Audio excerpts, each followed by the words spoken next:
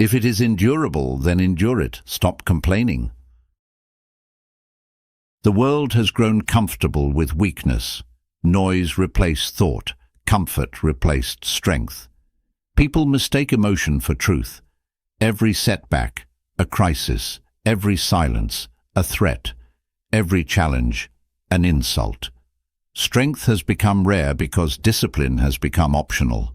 But the Stoic knows comfort is decay disguised as peace.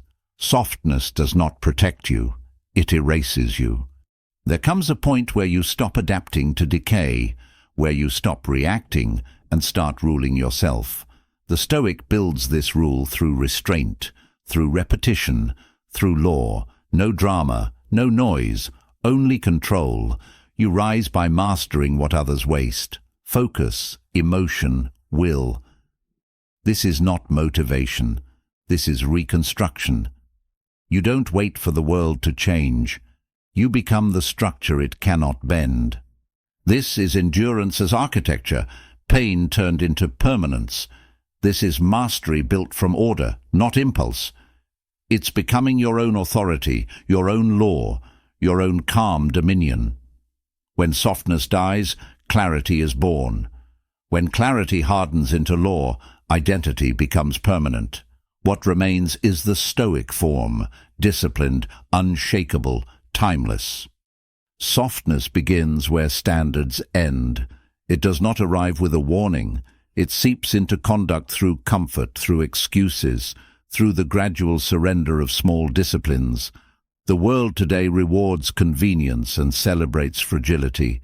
People confuse ease with happiness and validation with worth. They believe resilience is cruelty and restraint is repression. Yet the Stoic knows softness is the beginning of decay, a slow corrosion of mind and spirit that destroys one's capacity to lead, endure, and see clearly. Softness hides behind politeness. It disguises itself as sensitivity, as tolerance, as open-mindedness. But underneath, it is weakness, the inability to stand firm when the world pushes against conviction. When a person stops demanding excellence from themselves, they lose more than progress. They lose identity. Discipline gives form to the soul. Without it, the mind collapses into passivity. What once was command becomes drift. Softness multiplies because it feels safe. People trade confrontation for comfort, silence for integrity, distraction for purpose. Every choice that avoids difficulty teaches the mind to expect ease. The Stoics understood this contagion. Seneca wrote, "A person who indulges themselves grows weak in their own indulgence. The body becomes a servant to impulse, and the will erodes under the illusion of self-care.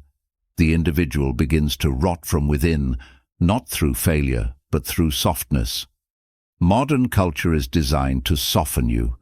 It promises comfort at every corner. Entertainment numbs the will. Technology removes friction. Pleasure becomes a substitute for peace. Convenience masquerades as progress. Each small surrender, skipping the workout, ignoring the plan, postponing the hard conversation, compounds into moral debt. People call it self-compassion, but it is avoidance refined into philosophy. The Stoic rejects this. Life without resistance is decay. Hardship must be chosen if it no longer comes naturally. The world will not test you enough to make you strong. You must impose difficulty on yourself. Wake early. Confront your weakness. Do what you least want to do. Each act of resistance strengthens the mind's command over the body. Epictetus taught that no person is free who cannot control themselves. Freedom begins when comfort loses its authority. A soft person is enslaved by their own preferences. To stop being soft, one must first see softness clearly. It is not about emotion. It is about the structure of conduct. A soft person breaks when reality resists them. A hardened person adjusts without complaint. Strength is not aggression. It is stability, the refusal to collapse under pressure. Marcus Aurelius wrote, "Be like the rock against which the waves crash. It stands firm, and the raging sea falls still around it." The Stoic hardens not to dominate others but to govern themselves. The goal is not hardness for its own sake. It is internal order. To face pain without panic. To meet comfort without indulgence. To act without being moved by approval or rejection. Every discipline builds a wall within, not to isolate, but to preserve strength. Softness melts these walls until nothing holds shape. Softness begins when the individual stops questioning themselves. They accept their impulses as truth. They allow emotion to become justification. They confuse peace with laziness and rest with surrender. They hide behind the language of balance to avoid the demands of discipline. Real peace is not the absence of strain. It is mastery within strain. The person who cannot endure discomfort cannot lead themselves. To eliminate softness, you must confront comfort as an enemy. Comfort is the assassin of progress. Every time you seek it, you trade growth for relief. The Stoic trains by friction, exposing the mind to controlled hardship until it becomes indifferent to it. Cold water, silence, solitude, restraint, these are not punishments but exercises in power. Each denial of impulse strengthens the command center of the soul. Society calls this cruelty. It calls self-control toxic, aggression outdated, austerity unnecessary. But civilizations fall when comfort replaces courage. No empire has survived luxury. No human spirit has remained strong under indulgence. The Stoic knows softness is not kindness. It is decay disguised as virtue. The person who spares themselves all pain spares themselves all growth. In a culture obsessed with validation, Stoic hardness becomes rebellion. To stop being soft, you must choose isolation from noise, withdraw from distraction, limit the comfort that weakens judgment, guard your time as if it were sacred currency. Every moment surrendered to laziness is stolen from clarity. The person who cannot endure boredom will never master focus. Simplicity is strength. The soft person demands external motivation. They wait for perfect conditions, for energy, for inspiration. The strong person acts independent of mood. Discipline is not emotion, it is law. It does not ask how you feel, it asks what must be done. Each day becomes training. To work without applause, to sacrifice without notice, to act without reward. The Stoic path is self-sufficiency of spirit. Softness feeds on noise, constant information, endless stimulation, emotional reaction. The Stoic cuts through it with silence. When you stop reacting, you reclaim control. The soft mind is addicted to external motion. The strong mind finds motion within stillness. Detachment is not coldness. It is clarity, seeing without distortion, acting without interference. Strength begins where impulse ends. You stop being soft the moment you stop negotiating with yourself. Each time you debate discipline, weakness grows. Each time you obey hesitation, you strengthen doubt. The Stoic learns to act cleanly, not hurried, not hesitant, but decisive. Internal dialogue becomes command. You tell yourself what to do, and you do it. This is the architecture of strength. The mind becomes fortress, not theater. Softness wants comfort to last. Strength sees comfort as temporary. Hardship must always have a place. Without it, the system rusts. A soft person cannot endure silence because they hear themselves too clearly. The Stoic uses silence as sharpening stone. They face their own thoughts until fear loses language. They become immune to triviality. This is how composure is forged, through voluntary confrontation with the uncomfortable. When life tests you, softness shows itself instantly. It panics, it blames, it collapses. Strength remains neutral. It absorbs reality without dramatizing it. The Stoic does not expect fairness, they expect endurance. They do not seek perfect conditions, they create stability through character. Life will not become easier, you will become stronger. That is the difference between softness and order. The soft person wants outcomes. The Stoic focuses on conduct. When the will aligns with principle, outcomes become irrelevant. The soft person measures worth by validation. The strong person measures it by control over themselves. Softness fears judgment. Strength ignores it. Character does not ask for permission to be disciplined. Softness hides in modern morality. It preaches acceptance without standards. It confuses empathy with indulgence. Compassion without boundaries becomes decay. The Stoic helps without surrendering their integrity. They give without losing discipline. They care without collapsing. A soft person tries to be liked. A strong person aims to be consistent. Every generation drifts toward comfort until something forces them back to difficulty. The Stoic does not wait for collapse to wake up. They create structure in peace, so they remain unshaken in chaos. They train while others rest. They prepare while others celebrate. They see softness as disease and prevention as duty. Softness ends where structure begins. You must design your life to resist ease. Routine is not prison, it is armor. The schedule you follow when you do not feel like it becomes your foundation when life falls apart. The Stoic builds this through repetition, waking, training, thinking, working. No emotion dictates the standard. The standard dictates emotion. To stop being soft, stop arguing with difficulty, accept it as the path. Hardship is not punishment, it is purification. Pain refines the self. Fear exposes what still controls you.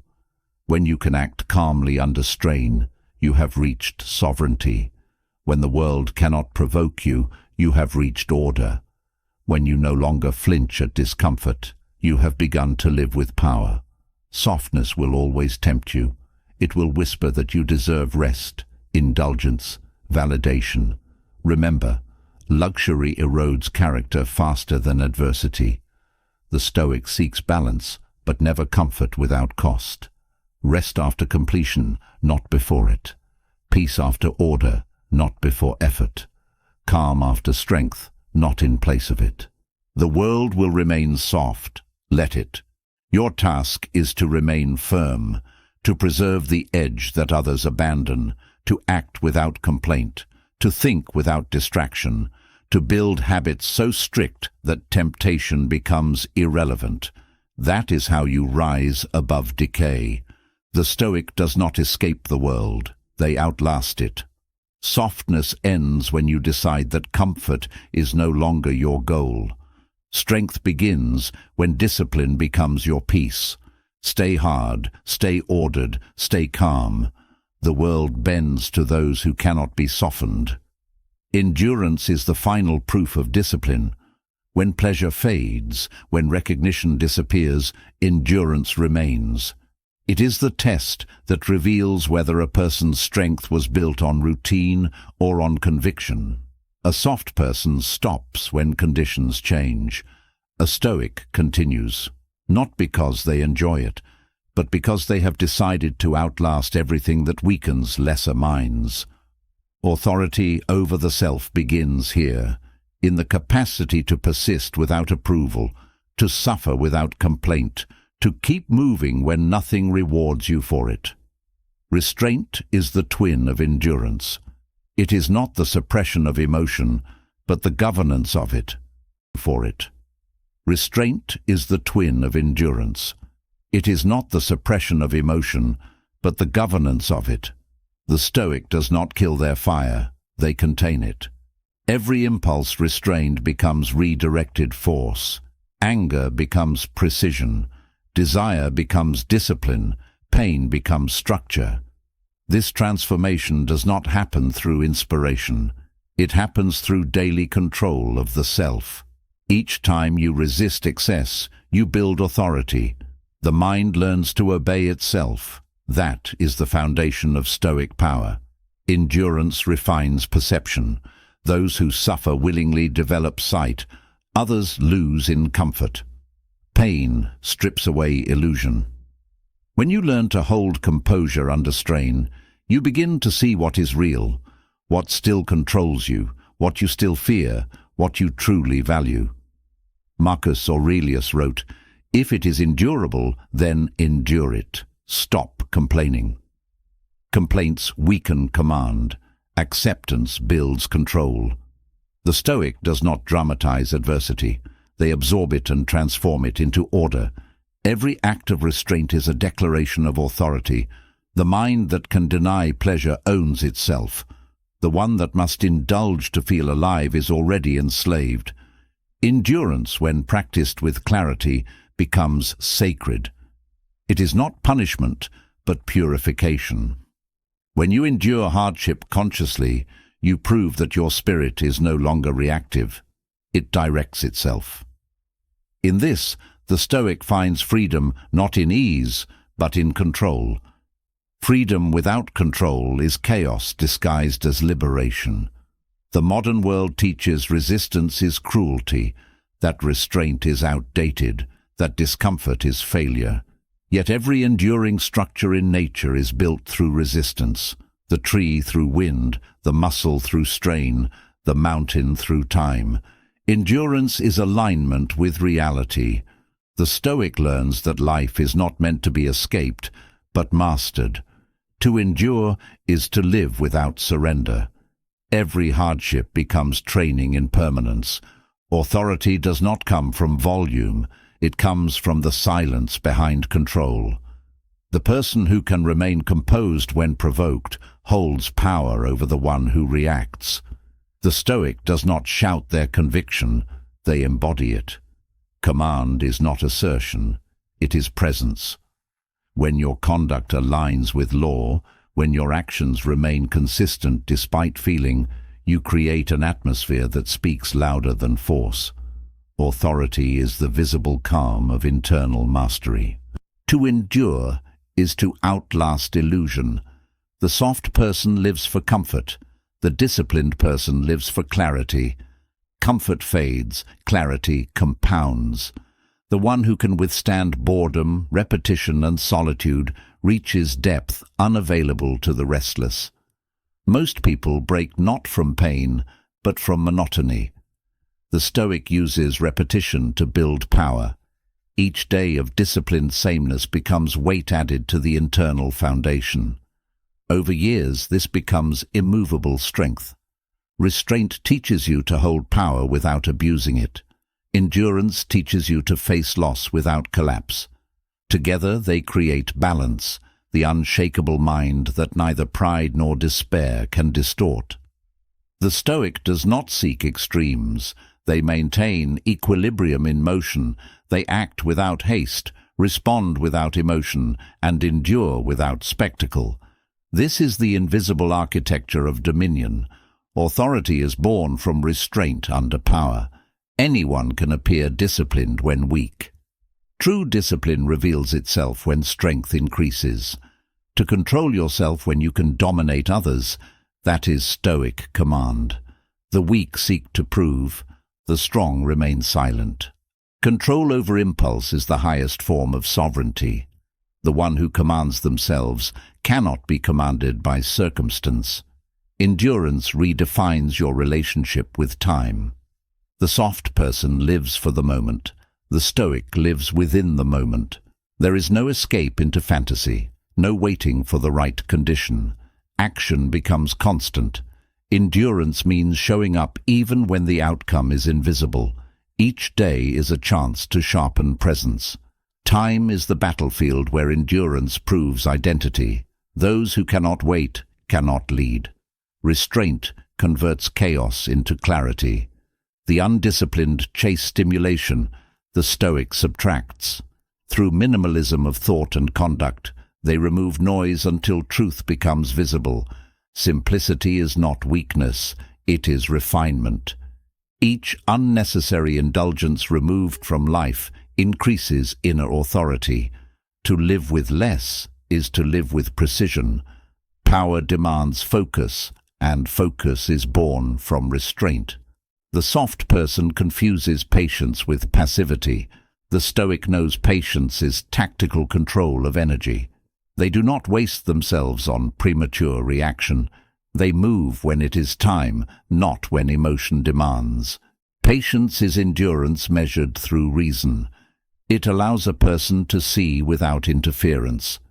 That is how judgment stays clear under pressure, by waiting without losing direction. To endure means to accept friction as part of existence. Pain becomes neutral. The Stoic does not flee discomfort, they organize it. By facing hardship directly, they reduce its power. The fear of pain hurts more than pain itself. When you act despite fear, you prove to the mind that it is not sovereign. That is the secret of endurance, to act even when the mind resists, until the body and spirit follow the command of reason. Restraint also governs speech. Authority is diminished by noise. The Stoic speaks with precision, never excess. Each word must serve order. Silence becomes language. The person who can stay silent in tension demonstrates more power than the one who fills it with noise. Silence is not absence, it is control. Through restraint in words, the Stoic preserves their composure, conserving strength for action. Endurance creates depth of character. Those who live in comfort remain shallow because they never meet themselves under pressure. The Stoic finds identity through struggle. Hardship reveals what cannot be faked: patience, clarity, and inner stillness. When you learn to endure, you stop fearing life. There is nothing to lose, because the worst has already been accepted. Fear dissolves in the presence of endurance. Authority begins when opinion loses its value. The soft person measures themselves by external reaction. The Stoic measures by internal law. When you act in alignment with principle, the noise of approval becomes irrelevant. Authority grows in silence. The disciplined person does not explain their strength. It radiates through consistency. Reputation follows those who no longer chase it. Restraint and endurance turn energy inward until it becomes stability. This is why Stoic calm feels powerful. It is not emptiness, but compression.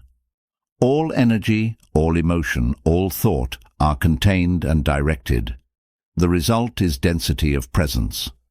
The weak disperse energy through reaction. The strong conserve it through control. Presence, therefore, is the visible form of disciplined energy. Endurance demands detachment from results. You work without obsession for reward. You build without needing recognition. The Stoic does not stop because progress is slow. They continue because consistency itself is virtue. When the act becomes its own satisfaction, fatigue loses meaning. The strongest person is the one who can persist without audience. Restraint transforms emotional volatility into stillness. The disciplined person feels deeply but chooses calmly. Their mind functions as governor, not follower. When you master restraint, you gain access to choice, the power to act according to principle instead of reaction. Freedom without restraint is self-destruction disguised as liberty.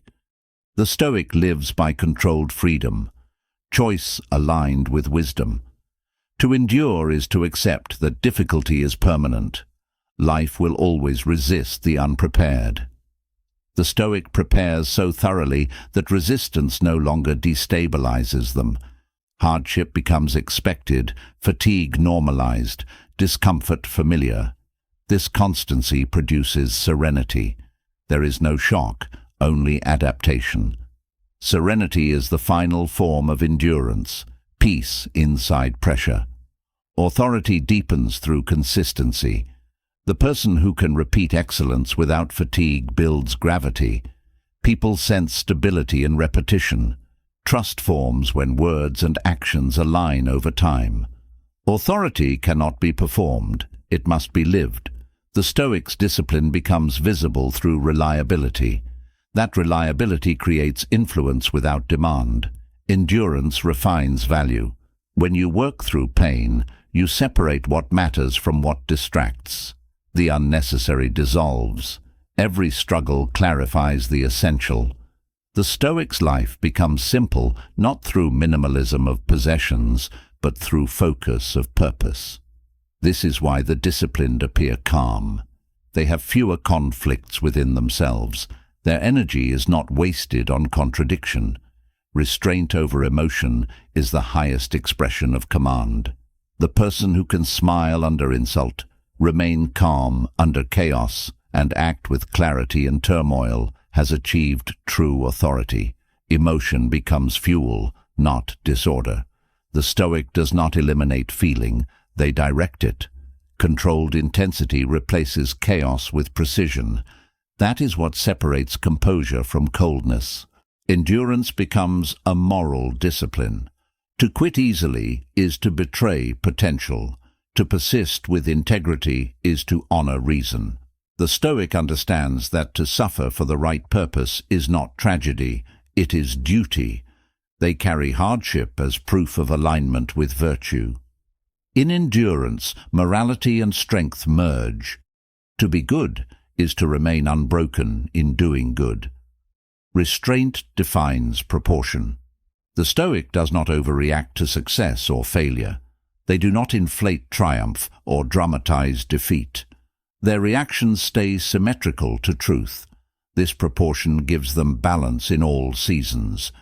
The disciplined person cannot be manipulated by extremes. They remain centered while others swing between pride and despair. Endurance is self-respect in motion. Each time you keep going, you affirm your worth to yourself. The soft person seeks validation externally. The strong person earns it internally through consistent action. This is why endurance creates dignity. To persist when no one watches is proof of inner worth. To endure without recognition is to master pride. Restraint becomes elegance. Authority without restraint becomes tyranny. The Stoic's authority is silent because it is governed. The more control you hold, the less you must display it. Calmness becomes power's natural form. Those who are truly strong do not perform strength. They radiate it. Their presence settles chaos around them without command. Endurance turns suffering into symmetry. Each challenge endured cleanly aligns the inner structure tighter. With every repetition, the Stoic's core hardens until reaction disappears. What remains is composure that cannot be faked, a living order immune to chaos. Strength ceases to be an effort and becomes a nature. Discipline becomes identity. Restraint and endurance converge into dominion, a state where the self no longer divides. Desire and reason comes a nature. Discipline becomes identity. Restraint and endurance converge into dominion, a state where the self no longer divides. Desire and reason move as one. Emotion obeys judgment. Action follows principle. This is the Stoic's highest state, authority that requires no force, discipline that feels like calm, power that exists without performance. The mind stands unshaken, the will untouchable, the person complete. Silent influence is the power that follows discipline. When the self has been mastered, the world begins to move differently around it. People sense structure before words are spoken. The Stoic does not need to declare their strength. Their presence communicates it. Authority that is earned through restraint becomes gravitational.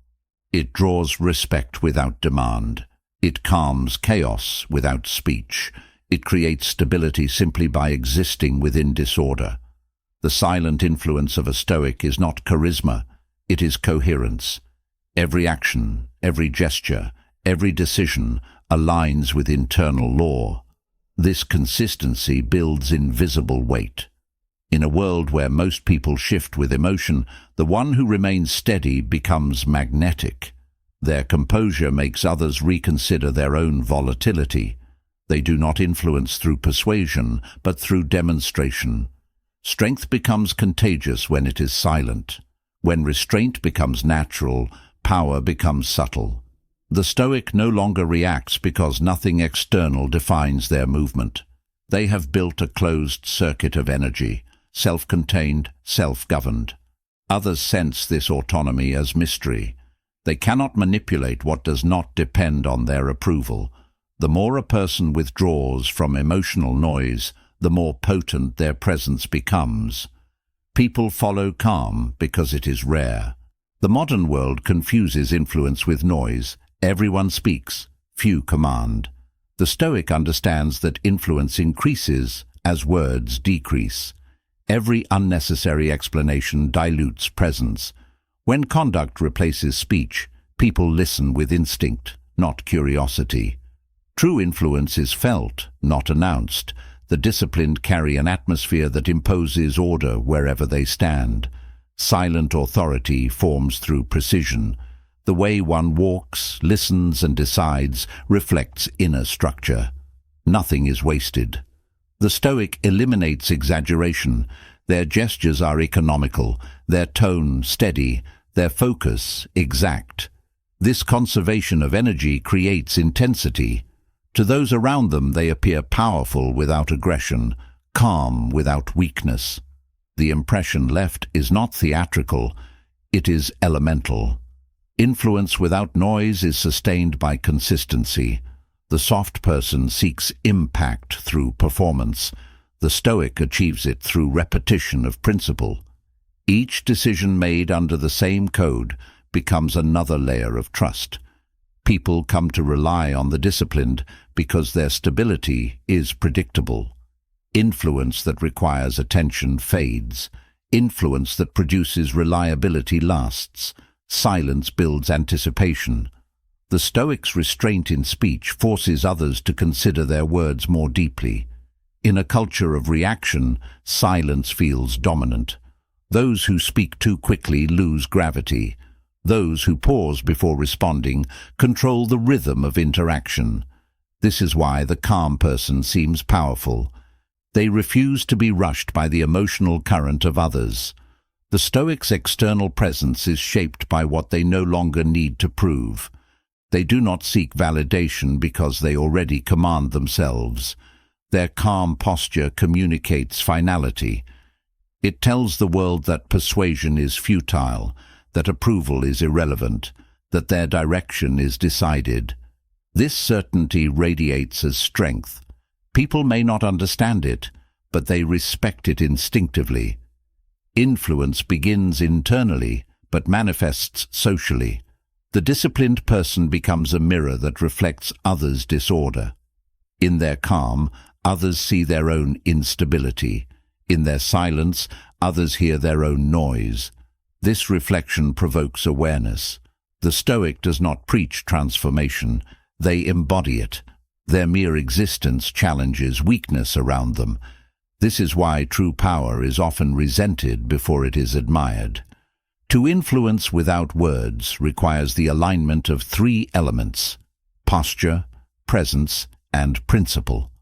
Posture expresses the body's control over emotion. Presence expresses the mind's control over chaos. Principle expresses the soul's control over impulse. When these align, the individual becomes complete, and their completeness affects the incomplete. That is the physics of silent power. The Stoic's calm does not mean detachment from life. It means detachment from outcome. They act fully, yet remain inwardly unmoved. People sense this difference. Action without anxiety, success without arrogance, failure without collapse. It produces trust. Others feel safe around someone who does not overreact. Influence grows wherever stability lives. Silent influence thrives on minimalism. The less explained, the stronger the message. When you speak less, your words gain weight. When you reveal less, Your actions carry mystery. This absence of need projects control. Most people overshare to be understood. The Stoic withholds to preserve command. Power preserved is power multiplied. Mystery is discipline in social form. In leadership, the Stoic does not motivate through excitement. They guide through stability. Hysteria fades, steadiness endures. When others lose composure, the Stoic's calm becomes anchor. Influence at this level does not depend on approval. It depends on gravity. People orbit those who do not drift. Silent authority grows strongest in crisis. Chaos exposes who truly leads. The Stoic's absence of panic becomes leadership. While others scatter, they act cleanly. Their calm creates order through example, not command. This is the highest form of power, to stabilize without force. When the crowd sees clarity and confusion, they follow instinctively. The Stoics' influence extends beyond interaction. It reaches through presence in stillness. Their routine, their discipline, their structure, all form silent testimony. Influence becomes ambient. People watching from distance feel it. The disciplined person does not try to inspire. They exist as evidence that order is possible. In a disordered age, evidence is power. When you stop reacting, you start directing. Reaction gives control away. Silence reclaims it. The Stoic never reveals inner turbulence to the unworthy. Their emotions are private property. They respond only when necessary. This selective engagement preserves energy and dignity. Those who react to everything lose both. Authority begins where reaction ends. Silent influence depends on the absence of need. The moment you need to be perceived a certain way, you lose control of perception. The Stoic needs nothing from opinion. They live by principle, not validation. This disinterest in outcome terrifies manipulators because it removes leverage. The person who cannot be bribed with approval becomes untouchable. The disciplined person learns to project calm even under pressure. This is not deception. It is hierarchy. Emotion is secondary to conduct. When you appear calm, the environment adapts to your rhythm. Panic spreads faster than reason, but so does composure. Your restraint trains others to slow down. You set the emotional pace of the room without a single command. That is influence in its purest form. The Stoics' external authority is quiet precision. They do not waste words convincing. They live standards. Those standards speak louder than persuasion. When they act, it is final. When they speak, it is measured. People learn that silence from them carries meaning, that awareness breeds respect. The disciplined do not demand obedience. They evoke it through example. Influence becomes enduring only when it rests on integrity. Deception may produce short power, but it collapses under scrutiny. The Stoics' influence is sustainable because it is honest. Nothing within them contradicts itself. Their calm is real, their restraint authentic. This coherence builds trust so solid it outlasts circumstance. Authority without alignment decays. Alignment without noise endures. The highest form of influence is invisible. When your discipline shapes others without their awareness, you have reached mastery. The Stoic affects the environment by simply existing in it. Their silence redefines the standard. People begin to act differently, think differently, aspire differently, not because they were told to, but because they have witnessed control that cannot be explained. Power earned in silence never announces itself. It arrives unnoticed, but its effects are unmistakable.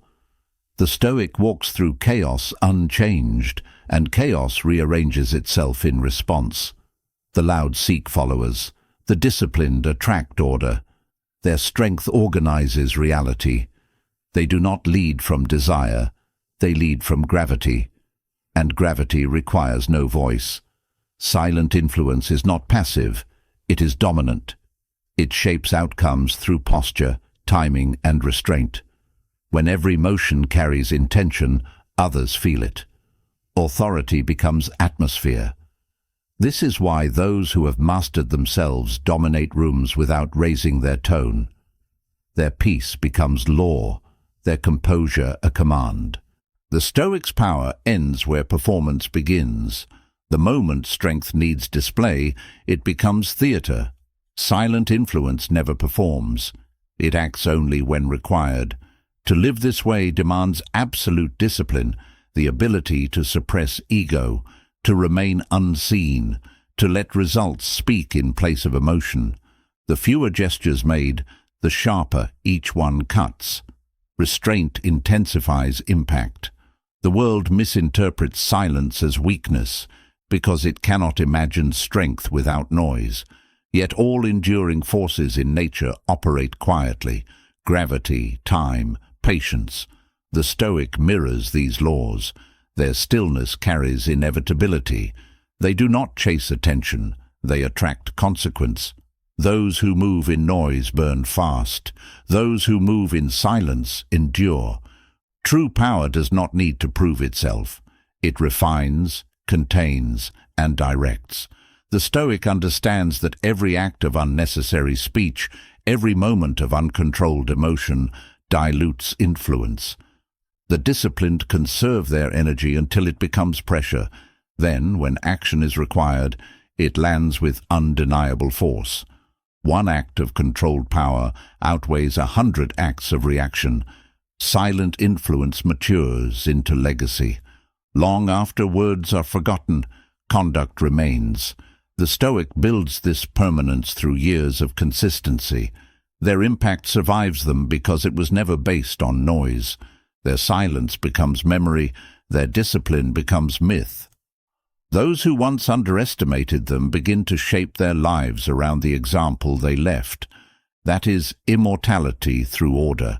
Silent influence is the weak's. Nothing wavers. The Stoic becomes a living law of balance. Their presence reforms disorder. Their stillness instructs chaos. Their restraint commands respect. That is the apex of power, when silence speaks and the world listens. Detachment is not absence, it is command. To detach is to stop being moved by what does not deserve motion.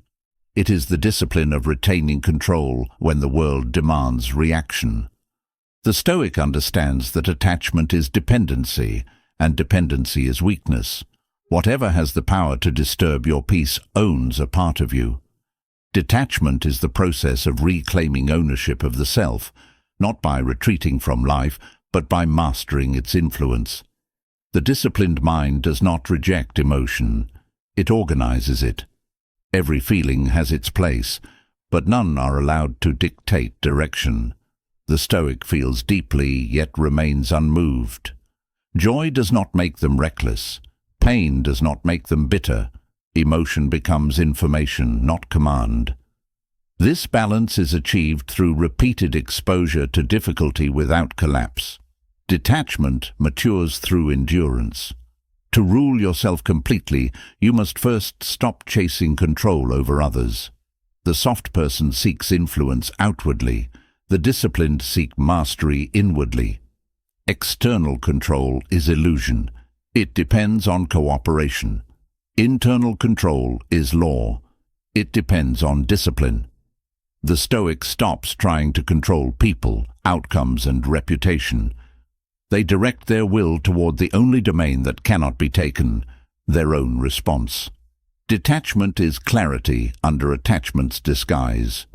The world trains people to chase validation, approval, status, recognition.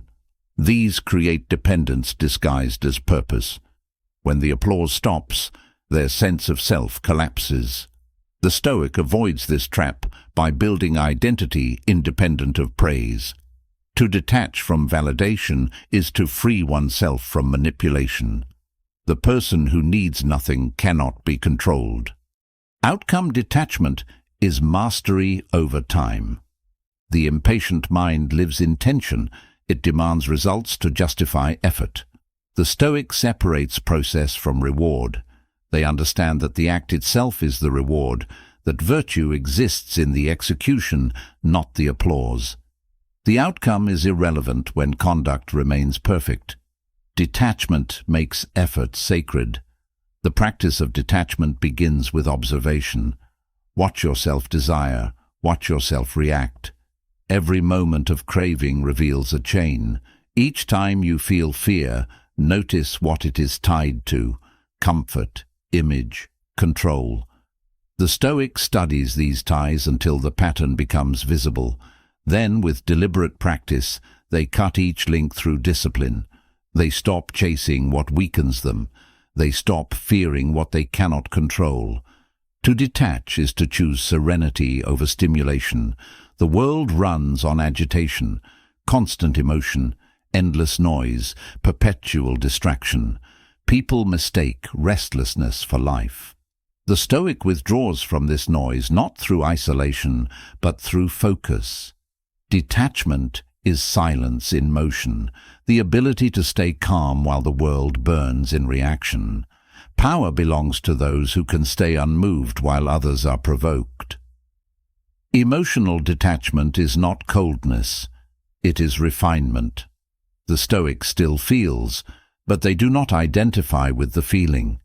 They can hold sadness without drowning in it, success without arrogance, insult without anger. They understand that feelings are visitors, not rulers. The undisciplined serve their moods. The Stoic observes them. Awareness creates distance, distance creates control. Attachment blinds judgment. The more you desire something, the less you see it clearly.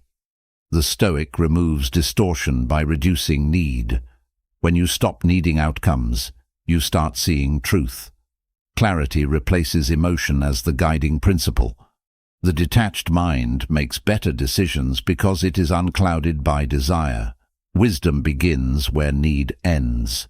Detachment from validation is detachment from ego. Ego feeds on recognition. It constantly measures itself against perception. The Stoic starves ego through silence and work. They detach not by suppressing ambition, but by cleansing it. The goal becomes excellence without exhibition. To act well for its own sake, that is pure command. Detachment from people is not the rejection of love. It is the purification of it. The Stoic does not depend on affection to remain stable. They give freely without demanding reciprocity. Their peace is self-generated. When you no longer require others to behave as you wish, you free both yourself and them. True detachment creates cleaner relationships, affection without dependency, respect without control. The discipline of detachment transforms presence. The detached individual carries no emotional debt. They walk through life unburdened by memory, unaffected by projection. People sense this neutrality as power. It cannot be faked. It is not indifference. It is inner symmetry. Those who master detachment are not cold. They are balanced beyond reach.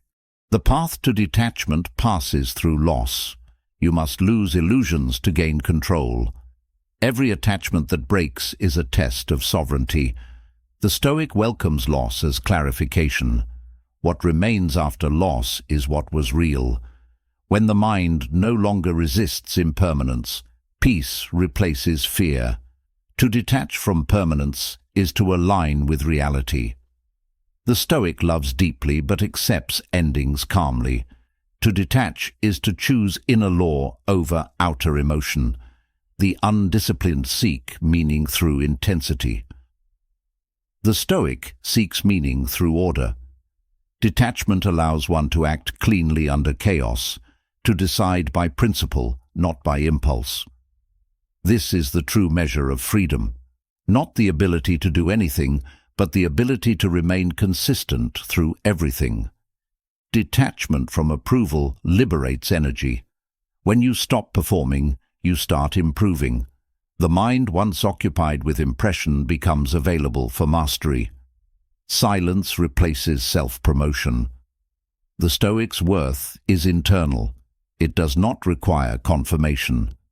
Every act of detachment reclaims attention from illusion. Energy saved from validation becomes force for action. The detached person does not reject the world. They engage it without dependence. They can enjoy success without clinging, endure failure without despair. They live fully, but not fearfully. The Stoic treats each experience as temporary and each reaction as a choice. That is why they appear calm. Nothing owns them. Attachment thrives in scarcity. The mind clings to what it fears to lose. Detachment is born from abundance, the realization that peace is always available when discipline is maintained.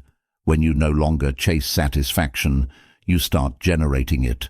The Stoic does not wait for calm, they create it. Detachment is not escape. It is creation of internal order regardless of external noise. To detach from outcomes is to trust conduct.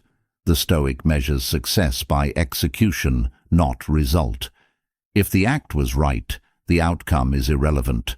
This discipline removes anxiety because nothing external can invalidate virtue. When you have done your part completely, peace follows automatically. Control ends where effort ends. Emotional restraint and detachment share roots. Restraint prevents reaction. Detachment prevents identification. Together they form the architecture of sovereignty. When you can both feel and remain free from what you feel, you have transcended control. You have entered command. Detachment converts feeling into clarity and clarity into strength. The world will call detachment arrogance because it confuses calm with distance. But the Stoic knows real closeness requires freedom. You cannot connect deeply if you are enslaved by fear of loss. Detachment deepens connection because it removes possession. What remains is purity, interaction without control, care without weakness. To detach from emotion is to reclaim judgment. Feelings distort time. They make small moments feel eternal, and eternal truths feel distant. The Stoic observes emotion as data, not direction. They use feeling as feedback, not foundation. This detachment creates equilibrium, the ability to move rationally in irrational times. Detachment requires repetition. You cannot think your way into freedom, you must train it. Each small instance of self-restraint becomes practice.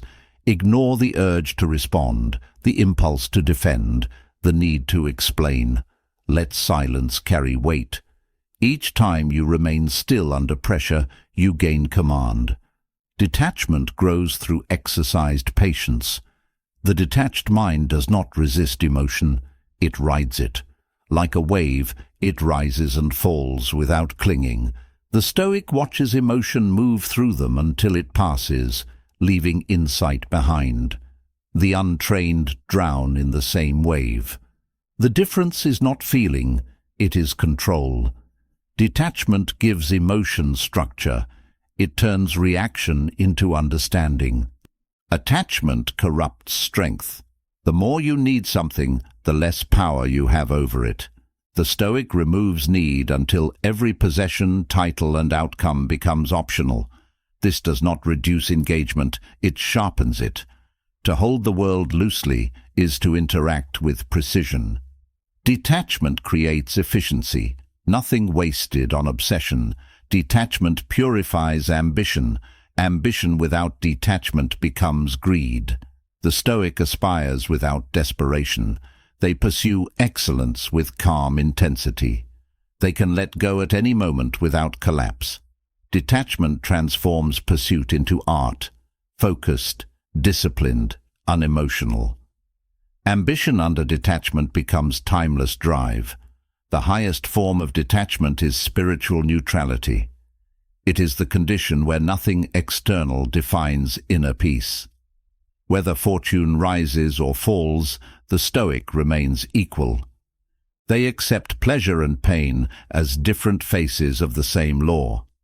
Nothing gained intoxicates them, nothing lost diminishes them.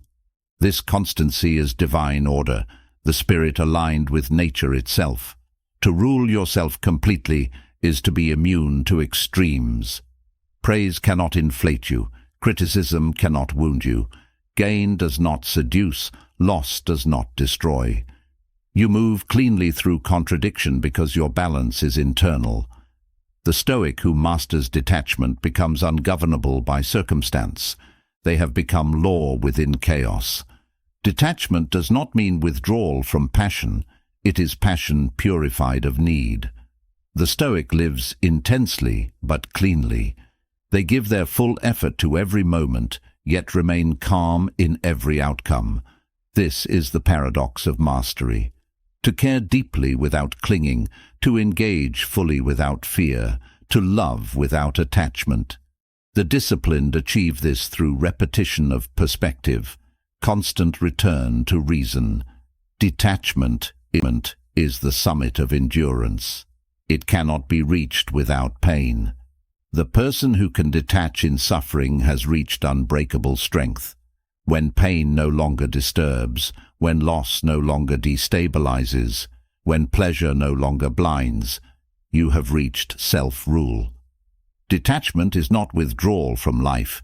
It is the perfect participation in it, unbound by fear or desire. In this state, power becomes stillness.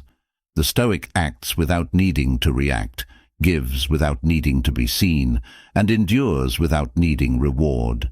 They have become complete, neither dependent nor indifferent. Detachment is not the end of emotion, it is its rightful order. To rule yourself completely is to experience everything and remain free through all of it. Indifference is not apathy, it is freedom. To be indifferent is to exist beyond the reach of praise, fear, and emotion, to act from principle alone. The Stoic understands that to react is to be controlled. The world can tempt, insult, flatter, or threaten, but none of these can touch the person who has disciplined their response. Indifference is not a lack of care. It is the perfect alignment of care with reason. The mind no longer bends under opinion. It stands still under every condition. The disciplined practice of indifference begins with clarity. You must know what truly matters and what does not. Praise, reputation, approval, fear, and comfort. These belong to the external world. They are beyond command. The Stoic directs energy only toward conduct. To live this way is to reverse the hierarchy of influence. Nothing external dictates the internal. This inversion is what separates the strong from the weak, the stable from the restless. Praise is a subtle chain. It feels harmless because it flatters the ego. Yet each compliment teaches dependency. When you begin to rely on admiration, you forfeit autonomy. The Stoic accepts praise as information, not validation.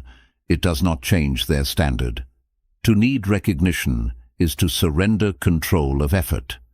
Indifference to praise means to act with equal precision in obscurity and fame. The disciplined person remains the same in silence and spotlight. Fear is the opposite chain. It distorts reason by magnifying what could go wrong. Fear imagines, exaggerates, and paralyzes. The Stoic confronts fear not through denial, but through exposure. They train themselves to meet discomfort until fear loses its leverage. The more you face what you fear, the smaller it becomes. Indifference to fear does not mean recklessness, it means proportion. The Stoic sees reality exactly as it is, no worse, no better. Fear dissolves in the light of reason. Emotion is the third chain, the most deceptive, the most powerful. Emotion is not the enemy, enslavement to it is. The Stoic disciplines emotion through observation. They do not suppress feeling. They watch it rise and fall like a tide. In that observation, emotion loses its authority. Indifference to emotion means to feel deeply without surrendering clarity. Anger, sadness, joy, all pass through the trained mind without displacing its foundation. Indifference is internal armor. It shields the mind from the volatility of life. The Stoic does not need circumstances to align with preference. They remain stable regardless of gain or loss. This stability is not learned through comfort, but through confrontation. You must expose yourself to extremes until they lose power. Wealth and poverty, success and failure, love and rejection, these opposites lose meaning when seen as temporary. The Stoic sees only principle. All else is decoration. Indifference is not detachment from life. It is detachment from distortion. It allows full participation without emotional corruption. The person who can remain calm while others oscillate between elation and despair becomes a pillar. Indifference does not weaken empathy, it strengthens it. To feel without drowning is to help without losing direction. This is why the Stoic remains compassionate but unbroken. They give what is right, not what is requested. Praise seduces the ego, fear enslaves the will, emotion clouds the mind. Indifference liberates all three. When you no longer chase flattery, flee discomfort, or obey feeling, you have reclaimed command. The Stoic operates from a clean core. Their actions are consistent because they are immune to extremes. Praise cannot inflate them. Insult cannot wound them. They are not beyond feeling. They are beyond dependence. The discipline of indifference must be practiced deliberately. Every day you are tested by reaction. A compliment, a criticism, a fear, all demand attention. The Stoic learns to pause between stimulus and response. In that pause lies mastery. Indifference is not passive resistance, it is active control. To choose when and how to respond is the essence of strength. To be indifferent to praise is to value truth above comfort. Compliments can be as dangerous as insults. Both appeal to ego. The Stoic filters them through principle. If praise is deserved, they remain neutral. If it is false, they remain neutral. Their identity rests in action, not in perception. This neutrality is rare because it is costly. It requires full independence of mind. To be indifferent to fear is to know impermanence. Everything feared has an end. Every pain, every uncertainty, every threat eventually changes form. Fear gains power only from exaggeration. The Stoic reduces fear to proportion, a challenge to meet, not a sentence to suffer. They face life directly, without dramatization. Courage, therefore, is the calm expression of indifference. To be indifferent to emotion is to regain precision. The untrained mind swings between hope and despair. The trained mind holds symmetry. It feels, but it does not become the feeling. Anger arrives, and the Stoic analyzes it. Joy arises, and the Stoic stabilizes it. Sadness appears, and the Stoic honors it without surrendering to it. Indifference is equilibrium, the ability to experience all things without losing center. Indifference produces authority. Those who are moved least command the most. The crowd obeys its impulses, the disciplined direct them. The Stoic who remains calm in chaos becomes the anchor for others. Leadership, in its highest form, is composure under pressure. People follow certainty, and indifference creates certainty. It signals that you are not ruled by the same fears that rule them. The indifferent mind is not empty, it is clear. In clarity, purpose becomes visible. When praise no longer distracts and fear no longer distorts, focus becomes absolute. The Stoic achieves maximum efficiency because no energy is wasted on reaction. Every decision is clean, every action precise. The indifferent person becomes an instrument of reason in a world of noise. Indifference to praise also frees you from imitation. Most people adjust their conduct to maintain approval. The Stoic remains consistent even when misunderstood. They understand that greatness is often misinterpreted before it is respected. To be indifferent to misunderstanding is to be untouchable. The disciplined care for truth, not image. Truth is the only audience that endures. Indifference to fear frees you from hesitation. When outcomes no longer control emotion, action becomes fluid.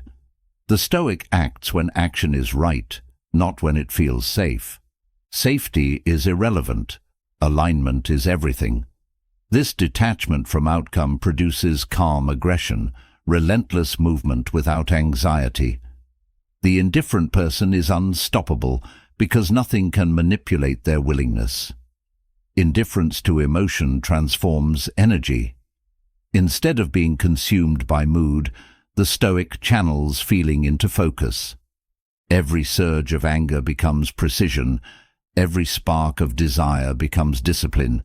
Every wave of sadness becomes perspective. The emotional economy is inverted. Nothing is wasted. Everything refined. This is not emotional suppression. It is emotional conversion. The practice of indifference must begin small. Ignore one insult without reply. Receive one compliment without indulgence. Face one fear without hesitation. Each act of indifference trains the nervous system to remain calm. Over time, this calm becomes instinct. The mind no longer flinches under stress. It observes. The result is psychological invulnerability. Indifference is often mistaken for pride because it refuses to perform insecurity. The Stoic does not rush to prove worth.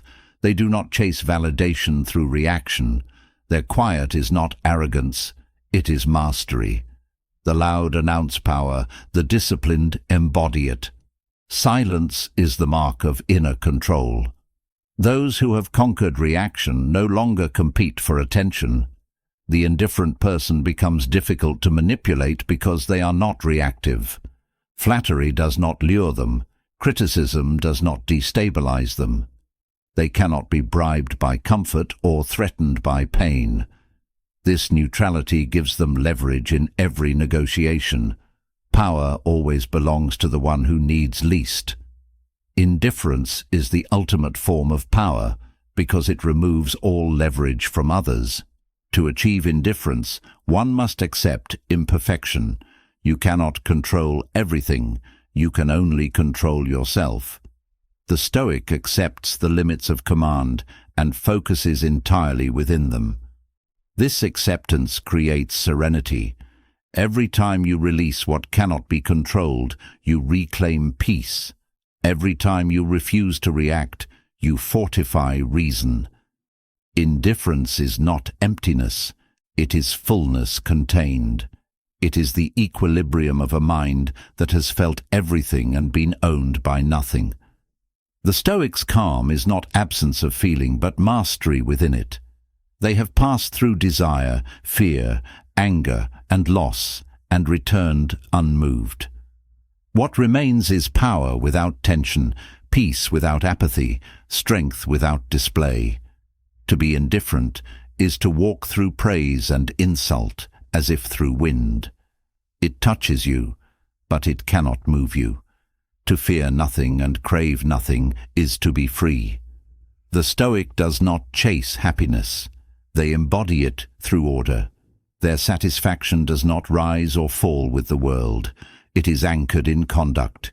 That is the discipline of indifference, the final stage of command where emotion obeys reason and the mind stands untouchable. Mastery begins as discipline, but it does not remain there. Discipline is the repetition of control. Mastery is the transformation of that control into nature. At first, the mind must force itself toward order. Over time, order becomes instinct. The Stoic trains not to act disciplined, but to become discipline itself.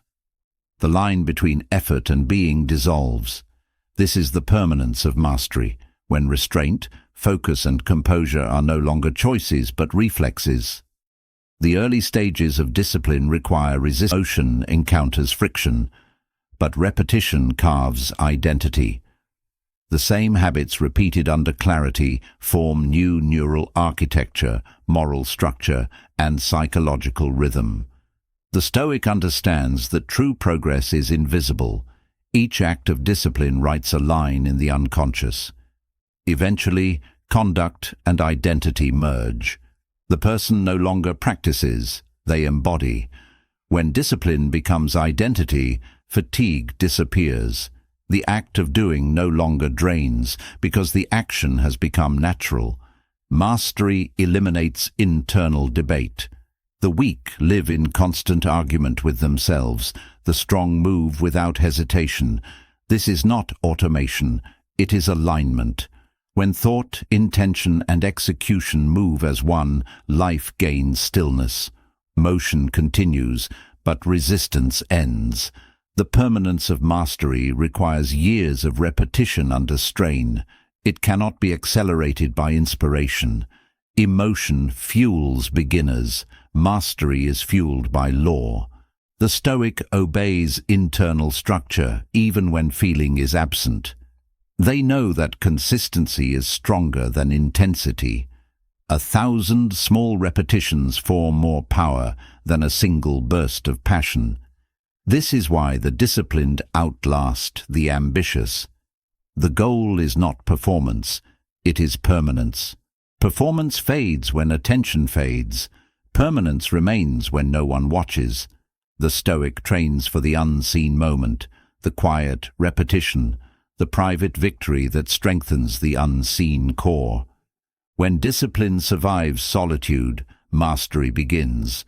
What is repeated without witness becomes permanent. Mastery refines desire until only order remains. The untrained chase excitement. The master values stillness.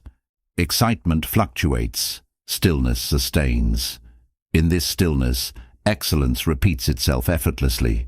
The Stoic acts without fanfare, driven not by reward, but by identity. When conduct is law, effort becomes peace. The body obeys what the mind has made absolute.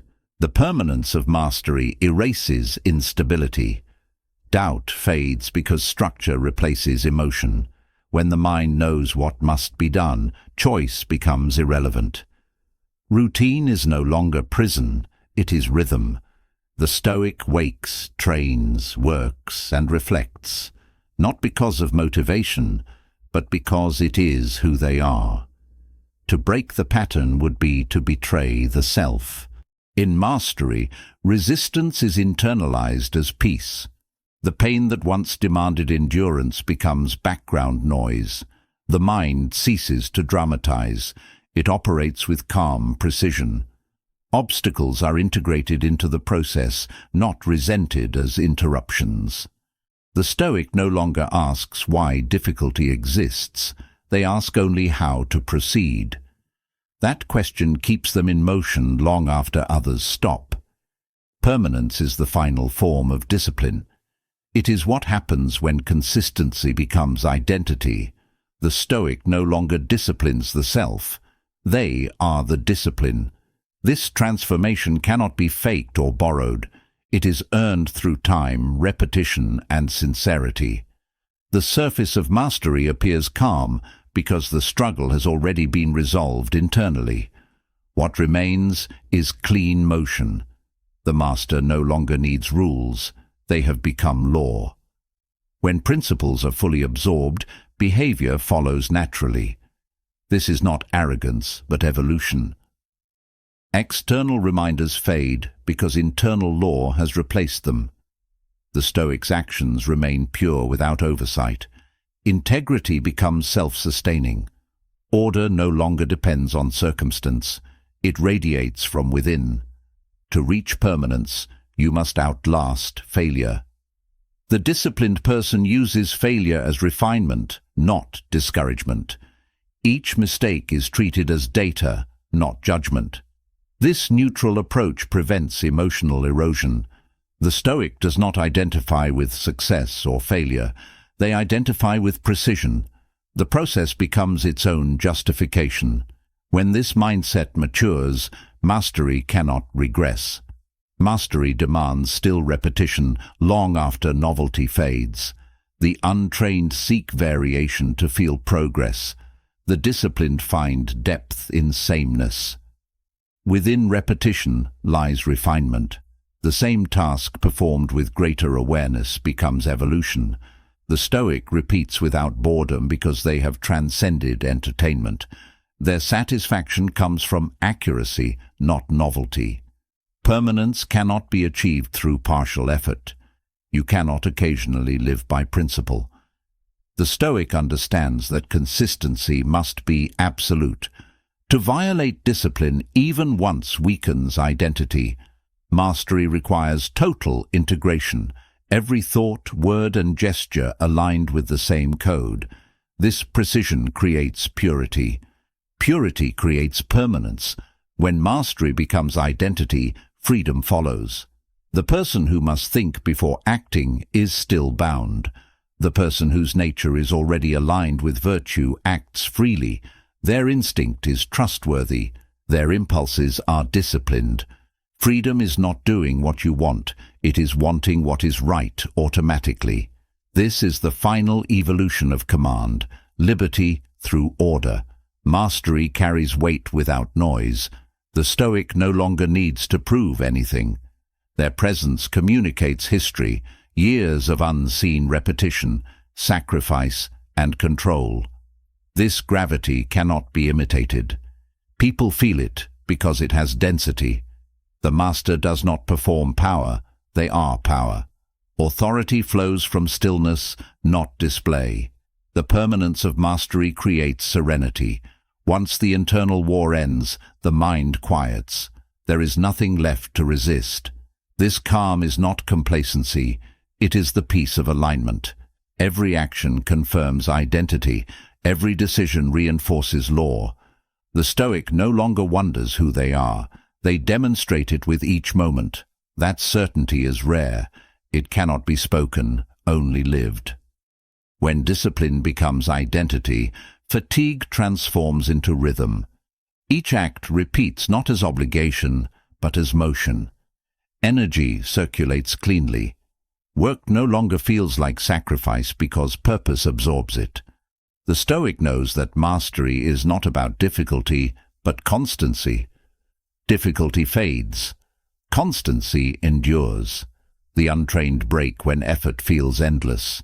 The trained have forgotten the concept of stopping. Permanence is built through silence. Noise distracts from refinement. The Stoic practices in quiet because quiet reveals detail. Each breath, each motion, each thought becomes an opportunity for correction. Perfection is not reached through pressure, but through patience. The master moves slowly enough to see clearly and firmly enough to never drift. This is how identity solidifies. When mastery becomes permanent, emotion becomes servant. Anger sharpens focus, not control. Desire becomes ambition without distortion. Fear becomes preparation. All emotion is harnessed to reason. The Stoic no longer fears feeling. They have disciplined it into tool. Every surge of energy feeds order. This is emotional alchemy, the conversion of chaos into control. To sustain permanence, one must remain humble before repetition. Pride ends growth. The Stoic does not confuse mastery with completion. They see eternity in refinement. Even when perfection is reached, they continue because the act itself sustains life.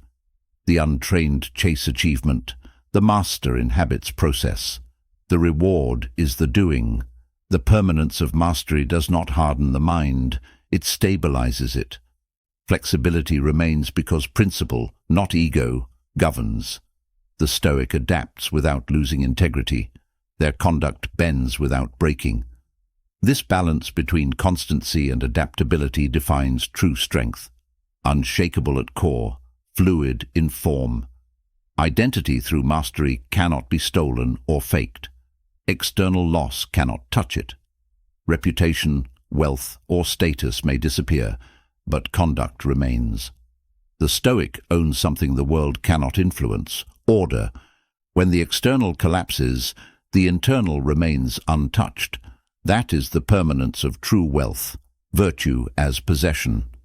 Mastery produces legacy without intention. The disciplined do not seek immortality. They achieve it through repetition of principle. Their example outlives them. Others imitate their structure because it radiates reliability. Influence that arises from discipline does not decay. It spreads naturally as gravity spreads. The Stoic's permanence becomes culture. To reach this state, every act must be a mirror of the ideal. The Stoic uses daily life as training. Every conversation, every decision, every reaction is practice. Over time, the distinction between practice and life disappears.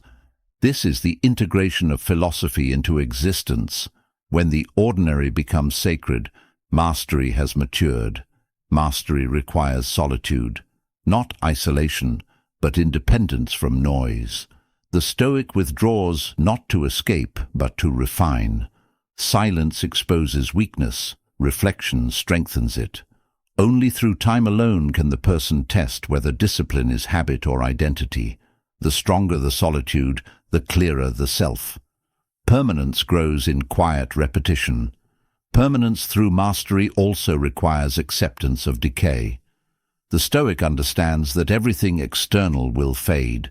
The body ages, the environment shifts, but internal order can remain untouched. This acceptance transforms fear of loss into calm adaptation. The master endures because they are built on principle, not circumstance. When discipline becomes identity, life simplifies. Choices shrink. The mind ceases to overthink. There is one path, the right one. This simplicity gives power. The Stoic no longer wastes energy on conflict between desire and duty. They act directly. Simplicity is not limitation, it is precision refined by time. The permanence of mastery creates inevitability. The master's actions have the force of nature. They do not strain, they unfold. Their rhythm matches truth itself. To witness this is to see control perfected, power without aggression, presence without effort. The Stoic becomes an embodiment of natural law, moving with quiet inevitability through every test. In the end, mastery's permanence is not about skill, but being. Discipline began as effort. Mastery ends as essence. The Stoic who has reached this state no longer practices restraint, composure, or patience. They are restraint, composure, and patience. Nothing external can dislodge what has become self. That is the permanence of mastery. Discipline transformed into identity, and identity into law. Internal law is the final form of discipline. It is when principle no longer feels like effort, and duty no longer feels like burden. The Stoic who reaches this stage no longer looks outward for order. They have become the order. To live under internal law is to exist within a system of self-governance so absolute that no external command can penetrate it. Internal law begins where obedience ends. Most people need external rules to restrain them: authority, approval, consequence. The disciplined evolve past this dependence. Their morality is not borrowed, it is self-created. The Stoic writes their own code and enforces it without witness. They do not require validation because their judgment is law enough.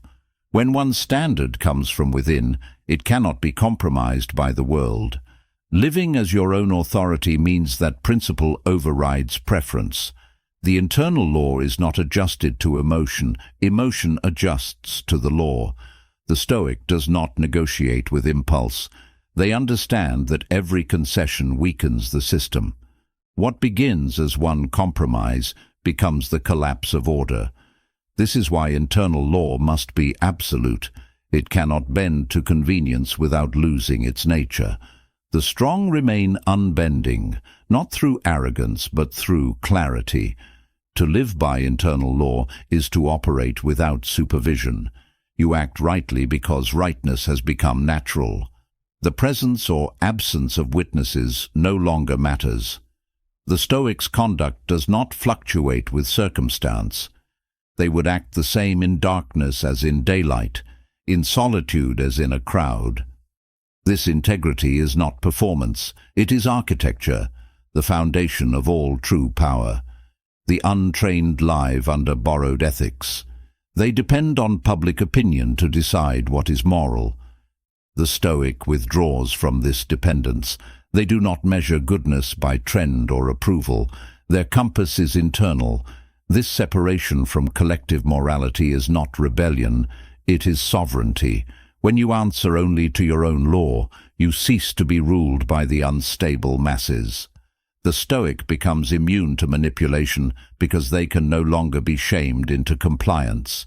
Internal law requires a mind that governs thought with the same precision it governs action. Every perception is judged before belief. Every belief is tested before acceptance. The Stoic's mind operates like a tribunal. Emotion may enter the court, but it has no vote. Only reason holds authority. This structure does not suppress feeling. It assigns it its proper place. The disciplined do not expel emotion. They subordinate it to command. To create internal law, one must build hierarchy within the self. Reason governs, will executes, emotion obeys. The hierarchy must remain strict. When emotion rises above reason, chaos returns. The Stoic trains daily to maintain this order. Reflection, silence, and restraint are their rituals of governance. Each day becomes a review of conduct, a hearing of conscience. They judge themselves with severity, because no external punishment can equal internal disappointment. Internal law transforms time into structure. Each moment becomes regulated by principle. The Stoic moves according to rhythm, not impulse. Routine becomes the language of law. To outsiders, this appears rigid. To the disciplined, it is freedom. There is peace in knowing that every action aligns with reason. The absence of chaos is the presence of power. Authority over perception is the crown of internal law. The Stoic decides how reality will be interpreted. They assign meaning consciously, refusing to let reaction dictate narrative. This is the highest form of control, to define experience rather than be defined by it. Pain becomes instruction, failure becomes refinement, chaos becomes discipline in motion. When perception obeys reason, life itself obeys law. Internal law is the antidote to contradiction. When your principles are absolute, there is no internal debate. The mind no longer wastes energy deciding between comfort and correctness. Every situation meets the same response: act according to law. This unity of direction creates immense force. A divided mind cannot endure. A unified one becomes unstoppable. Living as your own authority removes dependence on external enforcement. The Stoic no longer fears punishment or craves reward. Virtue itself becomes the reward, corruption its own penalty. This self-contained moral system creates calm. The person ruled by inner law cannot be bribed or intimidated. They do what is right even when it costs them, because cost is irrelevant under law. To achieve this state, one must harden the conscience until it becomes incorruptible. The conscience must be trained to prefer order over comfort, duty over pleasure, clarity over convenience. The Stoic tests themselves deliberately, seeking friction to expose weakness. Each time they choose principle under pressure, the internal law strengthens. Eventually, the very thought of compromise becomes foreign. The internal law also governs language.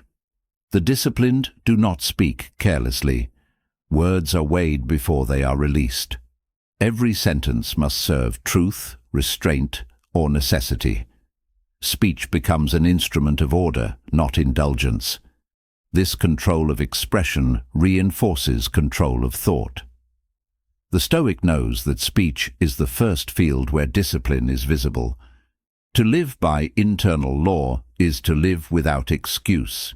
The undisciplined blame circumstance, the disciplined examine conduct. Responsibility becomes complete. There is no external scapegoat, no deferred accountability. The Stoic understands that to govern oneself, one must accept total jurisdiction over action and reaction. Freedom demands ownership of consequence. Internal law requires solitude for clarity. The noise of the crowd dissolves inner order. The Stoic withdraws regularly to audit the self, not out of isolation, but purification. In silence, the voice of conscience grows distinct. Reflection becomes courtroom, thought becomes testimony. Through solitude, the Stoic renews their law, adjusting only to align closer with reason, never with convenience. Living as your own authority means establishing standards that outlast mood. Mood fluctuates, law endures. The Stoic separates feeling from function. They act correctly even when uninspired, even when exhausted. This constancy is the true measure of power. Emotion cannot disrupt what principle has made permanent. The internal law also governs reaction to praise and criticism. Both are treated as external noise. Praise cannot elevate, insult cannot diminish. The Stoics' value is already codified. They are neither inflated by approval nor wounded by scorn. To live this way is to exist in equilibrium. The mind no longer seeks reassurance because the law itself confirms worth. To maintain internal law, the Stoic must remain a student of themselves. Self-governance demands vigilance. The moment arrogance appears, decay begins. The disciplined review their motives constantly. They refine judgment through reflection. Each day they align action closer to reason. This humility within order prevents stagnation. Authority without self-examination becomes tyranny. Internal law transforms resistance into rhythm. What once required effort becomes cadence. The Stoic moves through hardship as through practice. Challenge is no longer disruption. It is reinforcement. Every trial becomes proof of law's strength. Each confrontation with difficulty reaffirms structure. This repetition builds permanence. Law tested is law confirmed. To live under internal law is to live without contradiction. The person who follows their own code cannot betray themselves. Their peace is unshakable because it does not depend on compliance from others. Betrayal from outside cannot disturb what is unified within. This is the shield of sovereignty, invulnerability through integrity. The internal law does not seek perfection, but permanence. Perfection is impossible. Permanence is sustainable. The Stoics' aim is not flawlessness, but consistency. Even in error, they remain honest. Even in defeat, they remain composed. Law does not demand success. It demands alignment. The act of remaining true under all outcomes is the highest form of order. The disciplined do not advertise their law. It is invisible, yet evident. People sense it through composure, through steadiness under stress. Authority radiates from those who govern themselves. The more complete the internal order, the quieter the external expression. Stillness becomes signal. The Stoic does not claim moral superiority. They embody moral structure. Living as your own authority means accepting that no external rule can absolve failure. The internal law is both mercy and judgment. It forgives when correction is made, but never excuses decay. This balance keeps the spirit exact. The Stoic neither condemns nor excuses, they correct. Each correction strengthens self-trust, the foundation of all discipline. The internal law's greatest test is chaos. When the environment collapses, the mind must remain structured. The Stoics' order is independent of circumstance. Fire, failure, or loss cannot dissolve it. Their law travels with them. It is both armor and compass. The person who carries inner law carries civilization within themselves. Internal law grants peace through responsibility. The more you own your actions, the less you suffer from others. Blame disappears, replaced by understanding. The Stoic ceases to resent because they have no illusions of control. They act cleanly, think clearly, and release what lies beyond command. The mind remains steady because it is governed by principle, not preference. Living as your own authority does not make you inflexible, it makes you precise. Flexibility without principle is chaos. Principle without flexibility is tyranny. The Stoic balances both through awareness. They adapt action but never alter law.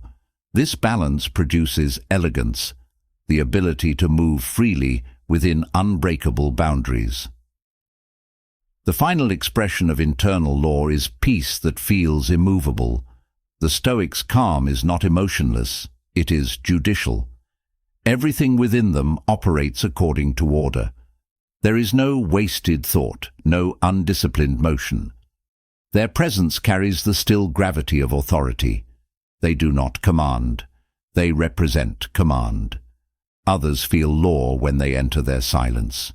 When you live by internal law, you cease to seek rulers. You become self-sufficient in morality, purpose, and peace. The external world remains chaotic, but you are not of it.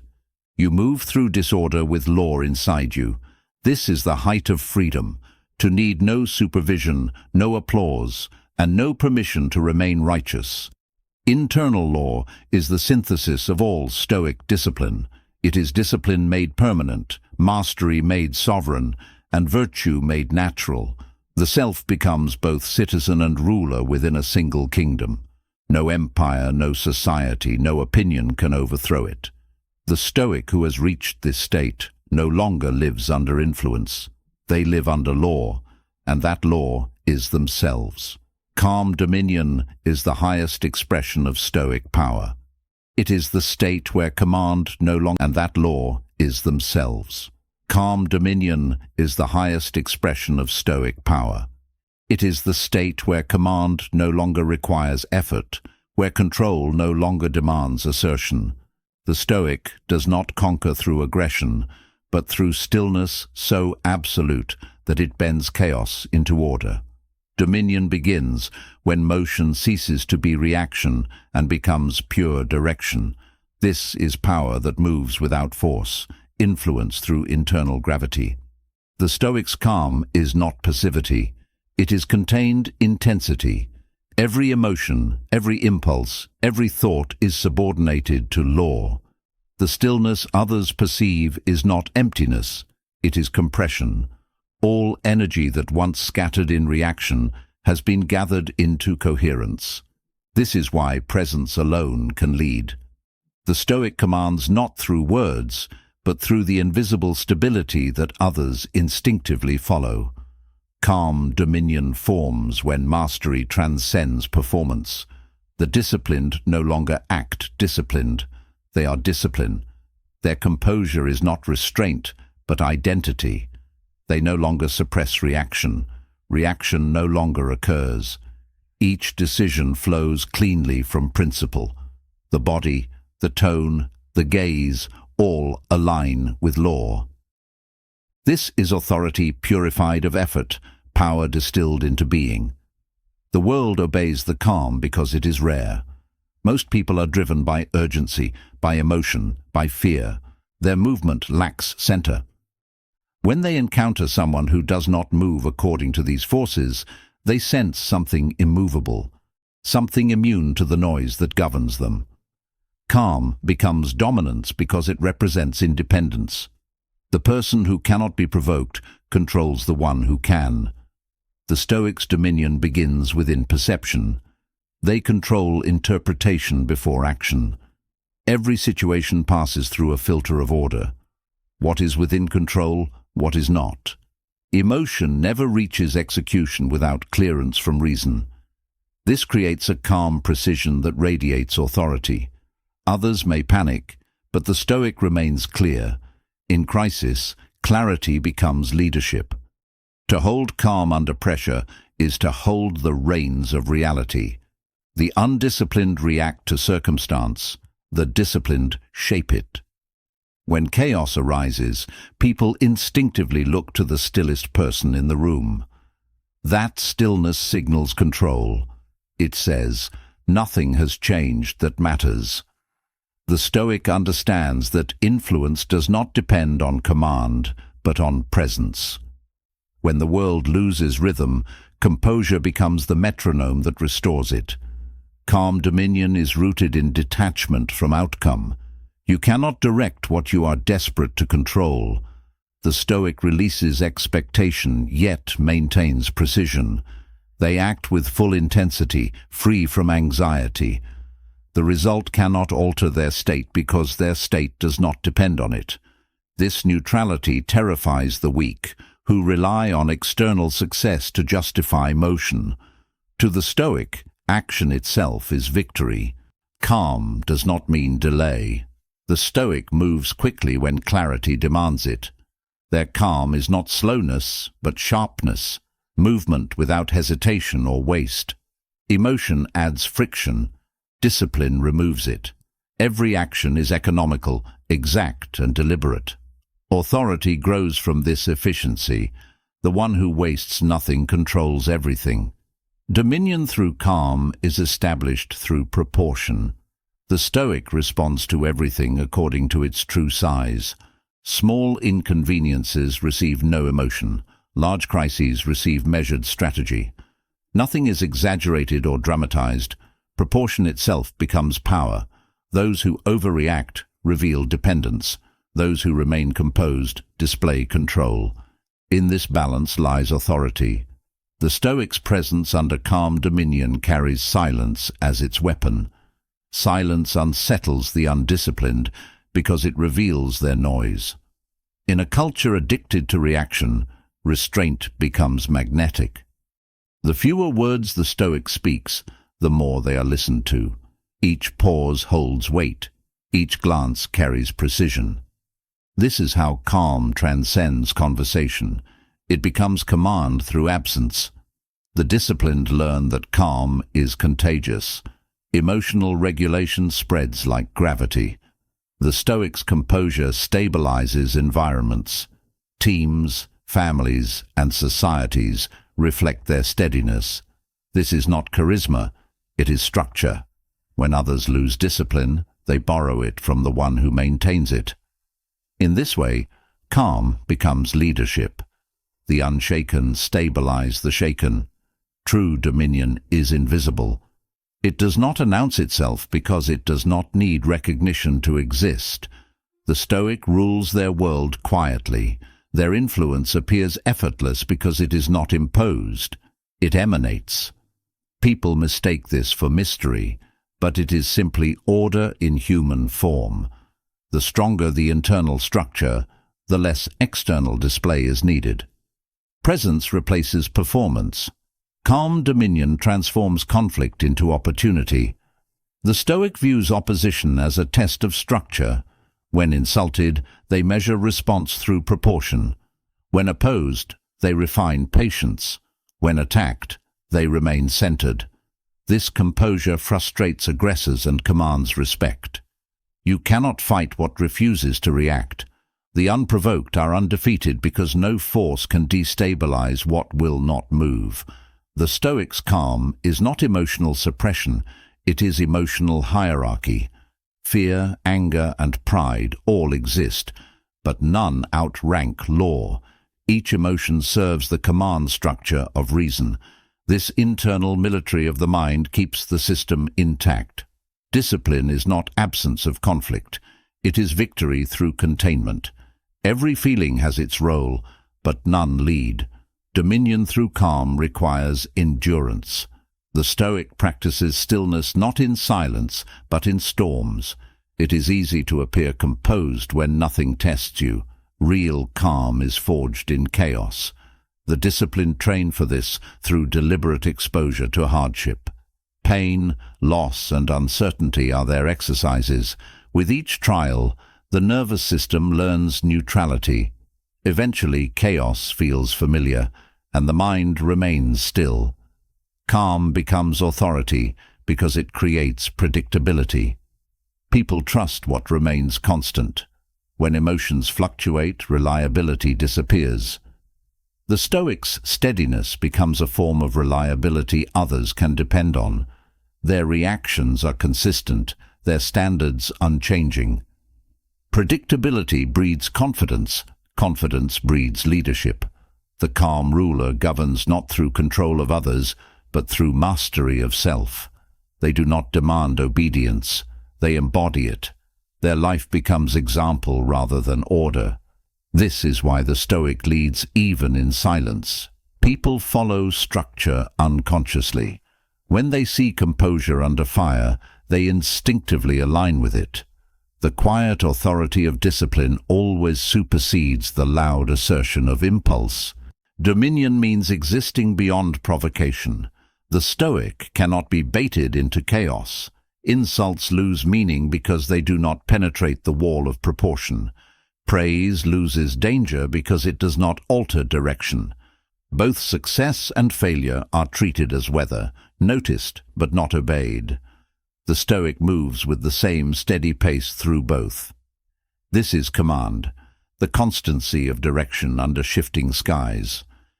The person who has achieved calm dominion no longer relies on motivation. Motivation is unstable, subject to mood. Law is permanent. When you live by internal rhythm, you no longer need momentum. The Stoic acts because the act is correct. This constancy eliminates fatigue. There is no struggle between decision and duty. They have become one. The calm dominion of the Stoic is visible in posture. The body mirrors the mind's equilibrium. Movements are precise, never rushed. The face remains neutral under stress. The tone stays level under confrontation. The disciplined are unshaken not because they suppress tension, but because tension cannot access them. Their composure is physical proof of internal command. Calm dominion extends to communication. The Stoic speaks when words serve purpose, not emotion. They know that silence carries more influence than reaction. Their speech is concise, factual, free of exaggeration.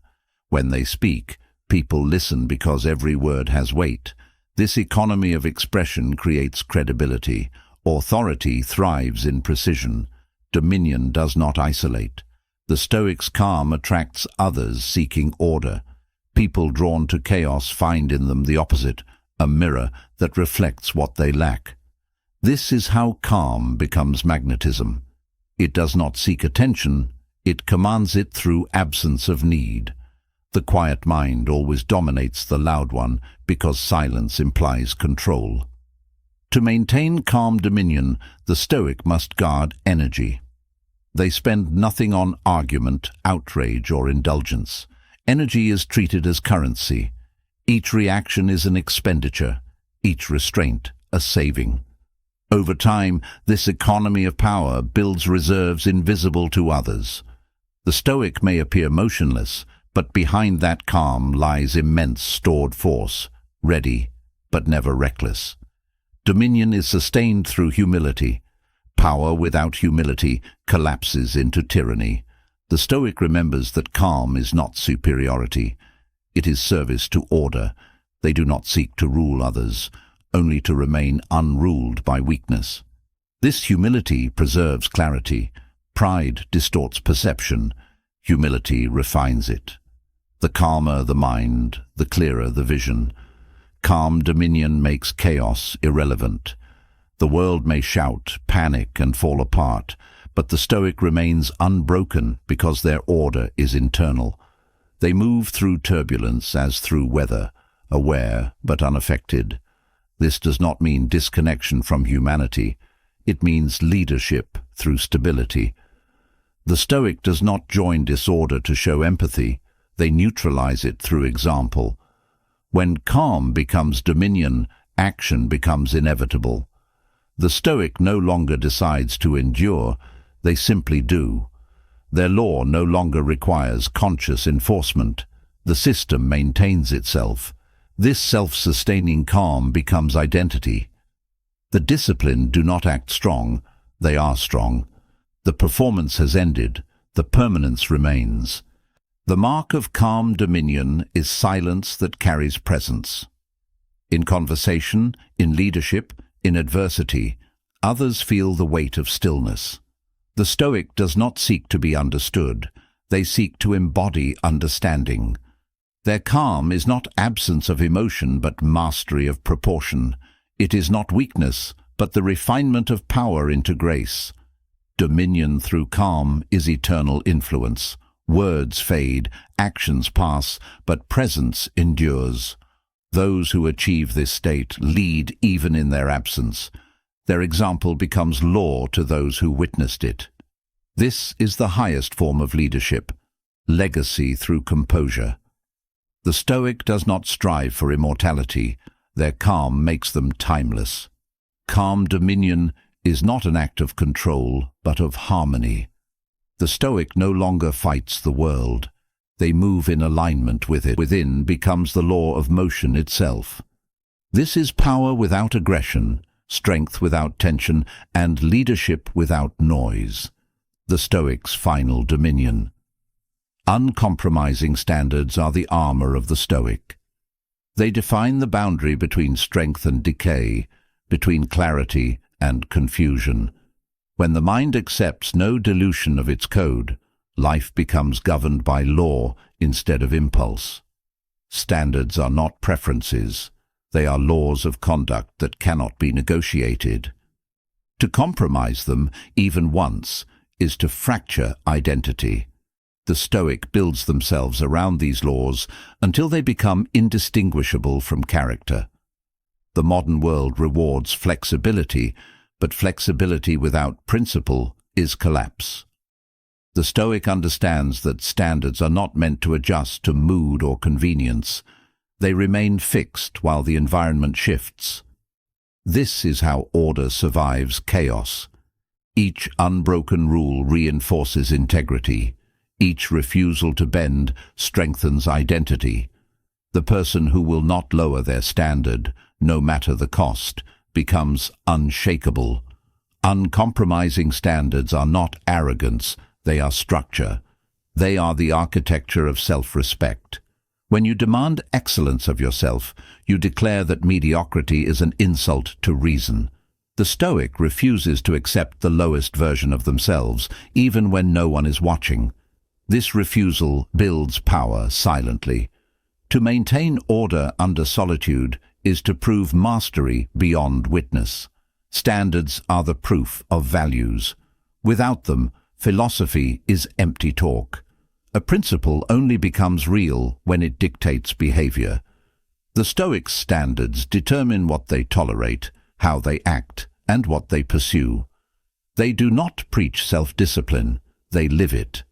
When conduct aligns perfectly with belief, the mind finds peace. Internal contradiction disappears. What remains is moral symmetry. To live with uncompromising standards is to exist in tension. Every temptation, every distraction, every indulgence becomes a test. The Stoic welcomes this friction because it reveals strength. Standards grow sharper under resistance. Each time you say no to weakness, you sharpen clarity. The repetition of restraint carves permanence into character. Eventually, the act of refusing becomes effortless. Compromise begins in justification. One exception becomes precedent, one indulgence becomes habit. The Stoic sees this pattern clearly. They stop the erosion at the first crack. The world will always offer reasons to lower standards: comfort, emotion, fatigue. The disciplined remain indifferent to reason when reason serves weakness. Logic without principle is manipulation. Uncompromising standards demand solitude. You cannot hold your line if you need validation to maintain it.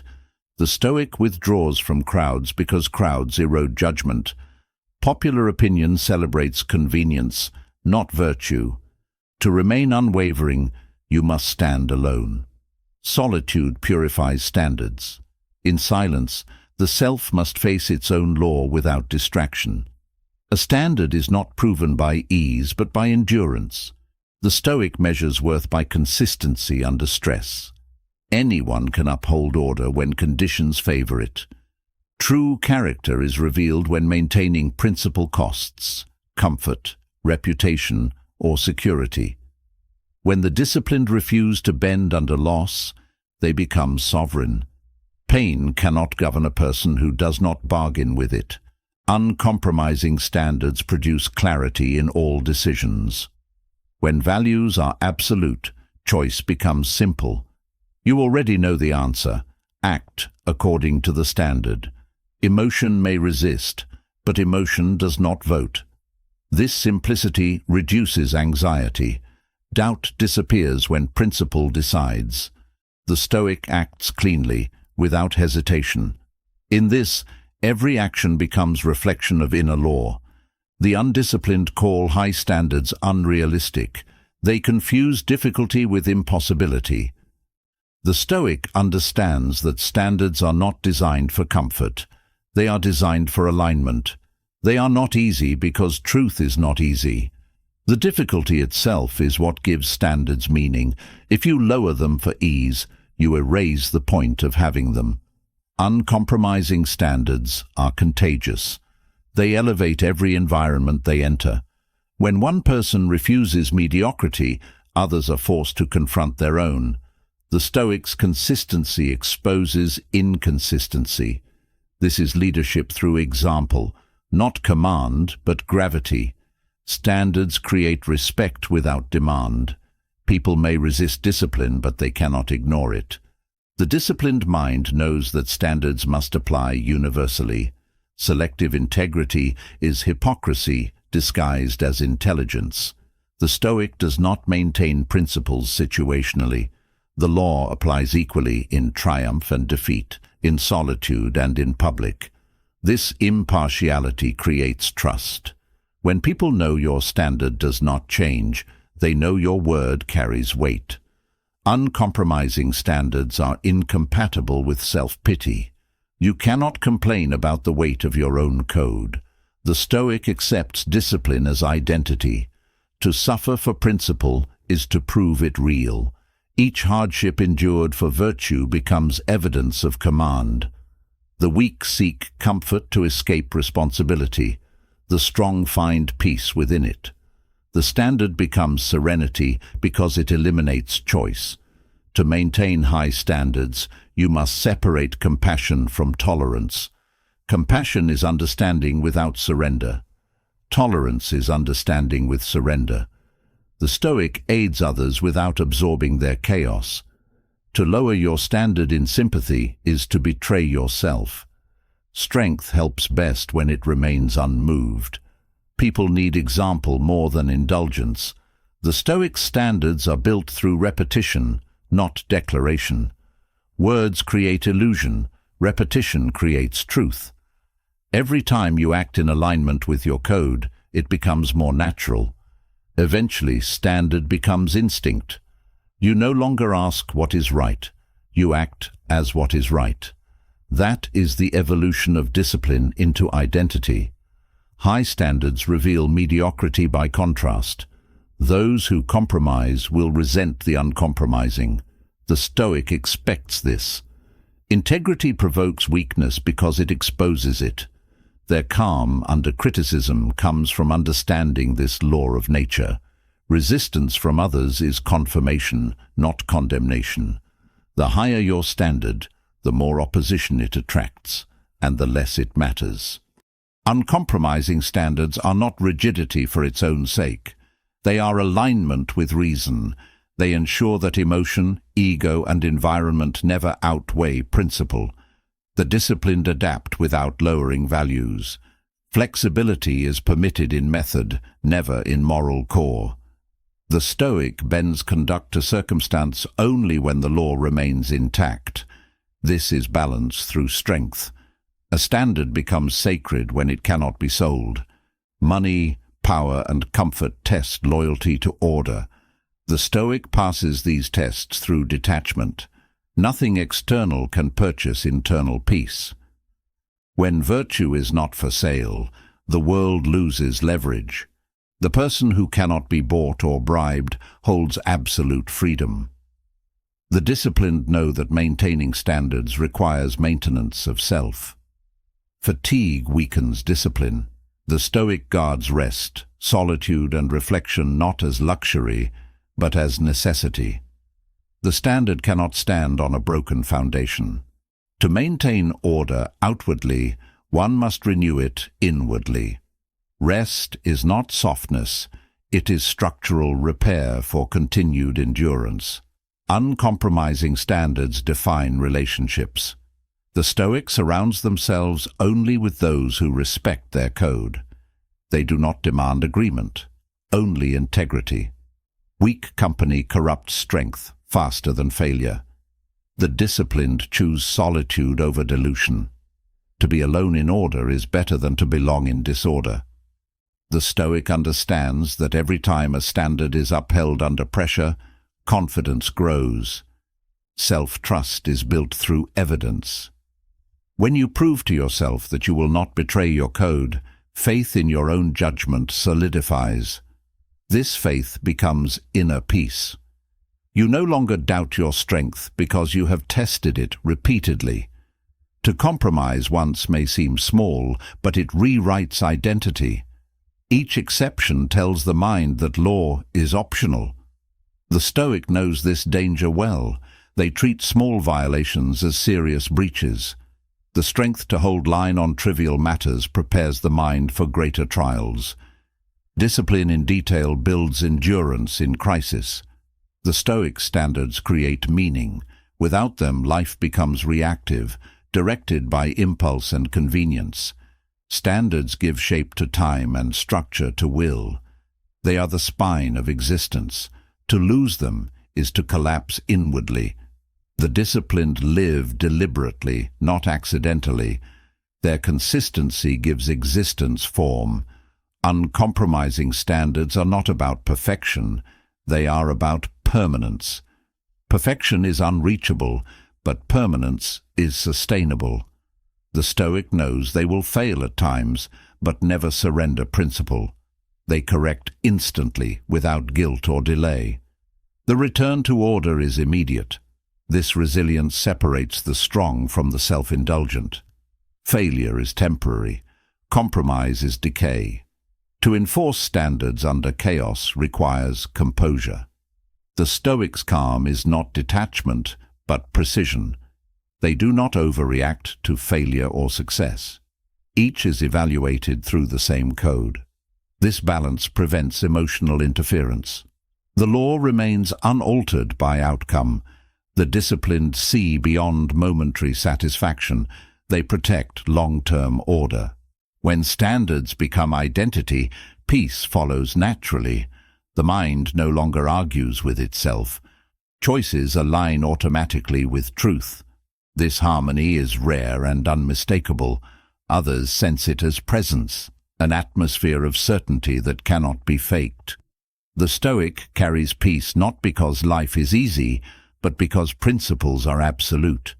The world will always mock high standards because they remind it of its own weakness. The Stoic does not respond. Silence is the reply of the consistent. Their standards outlast criticism. Over time, even detractors recognize the strength of the unmoved. The disciplined do not need validation. Endurance is its own evidence. Uncompromising standards turn discipline into legacy. Each act of consistency builds reputation without marketing. Generations follow examples more than words. The Stoic becomes an archetype of stability, proof that order is possible. Their conduct writes philosophy into history. The code they live by becomes the lesson others inherit. In the end, uncompromising standards are not restraint, they are liberation. They remove indecision, fear, and regret. The mind is free when its path is fixed. The Stoic no longer asks what to do, they already know. Standards make freedom possible by turning chaos into clarity. To live this way is to live cleanly, firmly, and permanently, possible by turning chaos into clarity. To live this way is to live cleanly, firmly, and permanently, governed by truth, untouched by compromise. Endurance is not the act of surviving, it is the architecture of survival. It is the design of strength built layer by layer through repetition, pain, and restraint. The Stoic does not endure by accident. They construct endurance as deliberately as an architect constructs a fortress. Each decision, each hardship, each moment of restraint becomes a brick in the internal structure that cannot be dismantled by emotion or circumstance. Endurance is engineered, not inherited. The foundation of endurance is purpose. Without direction, persistence becomes wandering. The Stoic builds endurance upon principle, not desire, not emotion, not ambition. Purpose gives shape to suffering. It turns pain from chaos into material. Every challenge becomes usable, every hardship functional. What others call misfortune, the disciplined call construction. The first law of endurance is consistency. It is not intensity that creates strength, but repetition. Endurance does not announce itself in moments of crisis. It is built quietly through daily adherence to order. The Stoic rises, trains, works, and reflects regardless of mood. They do not chase feeling, they honor schedule. Consistency turns effort into identity. Over time, identity turns into immunity. Endurance is patience made visible. It is the refusal to break under delay. The world worships speed, the Stoic reveres duration. What lasts, wins. The weak rush for recognition, the strong invest in permanence. Endurance values the long view, decades over days, legacy over applause. The mind that understands time cannot be defeated by it. The architecture of endurance demands discipline over emotion. Emotion fluctuates, discipline sustains. The Stoic trains themselves to act without waiting for motivation. They know that effort given during fatigue is the purest form of strength. Comfort builds nothing. Every repetition under resistance becomes reinforcement, proof that the structure can hold weight. Endurance begins in the mind, but manifests in conduct. The Stoic designs mental architecture before physical motion. They create internal scaffolding through belief, reflection, and principle. Once the design is complete, action fills the form. The result is strength with symmetry, not chaos powered by adrenaline, but order powered by intention. The walls of endurance are made from hardship. Every difficulty faced consciously adds material to the structure. Pain is not the enemy, it is the architect's assistant. The Stoic learns to convert discomfort into stability. They analyze suffering, extract its lesson, and integrate it. Nothing is wasted. Even failure becomes reinforcement. A person who endures everything loses fear of anything. The Stoic treats fatigue as terrain, not opposition. The undisciplined see exhaustion as the end of capacity. The disciplined see it as the beginning of transformation. Fatigue reveals the limit, the exact point where new strength begins. Endurance grows by crossing that threshold daily. The more the body and mind meet this edge, the more the edge recedes. The architecture of endurance is minimalistic. It relies on simplicity, not complexity. The Stoic removes distractions, indulgences, and unnecessary decisions. Energy is conserved for what matters. Endurance requires economy. Every motion must serve purpose. This simplicity is not deprivation, it is precision. Excess weakens structure, focus strengthens it. The Stoics' endurance is moral as much as physical. It is not merely the ability to survive pain, but to remain virtuous under it. To endure without losing integrity, that is the highest strength. Many can persist, few can persist cleanly. The disciplined measure victory not by duration alone, but by dignity maintained during it. The architecture of endurance rejects drama. Suffering does not need spectacle. The Stoic suffers quietly, not because they are emotionless, but because emotion does not serve endurance. They understand that lament weakens will. Every complaint fractures the structure. Silence, by contrast, strengthens it. The fewer words spent on pain, the stronger the endurance that remains. Endurance teaches proportion. Every trial becomes smaller when measured against eternity. The Stoic views difficulty as temporary by definition. No storm lasts forever. No hardship is permanent. This perception reduces panic. Calm replaces desperation. Perspective becomes insulation against collapse. What others call unbearable, the Stoic calls passing. The architecture of endurance is self-repairing. Every hardship survived increases resilience. Damage does not weaken the structure, it informs future design. The disciplined learn from every crack and rebuild stronger. There is no permanent defeat, only incomplete construction.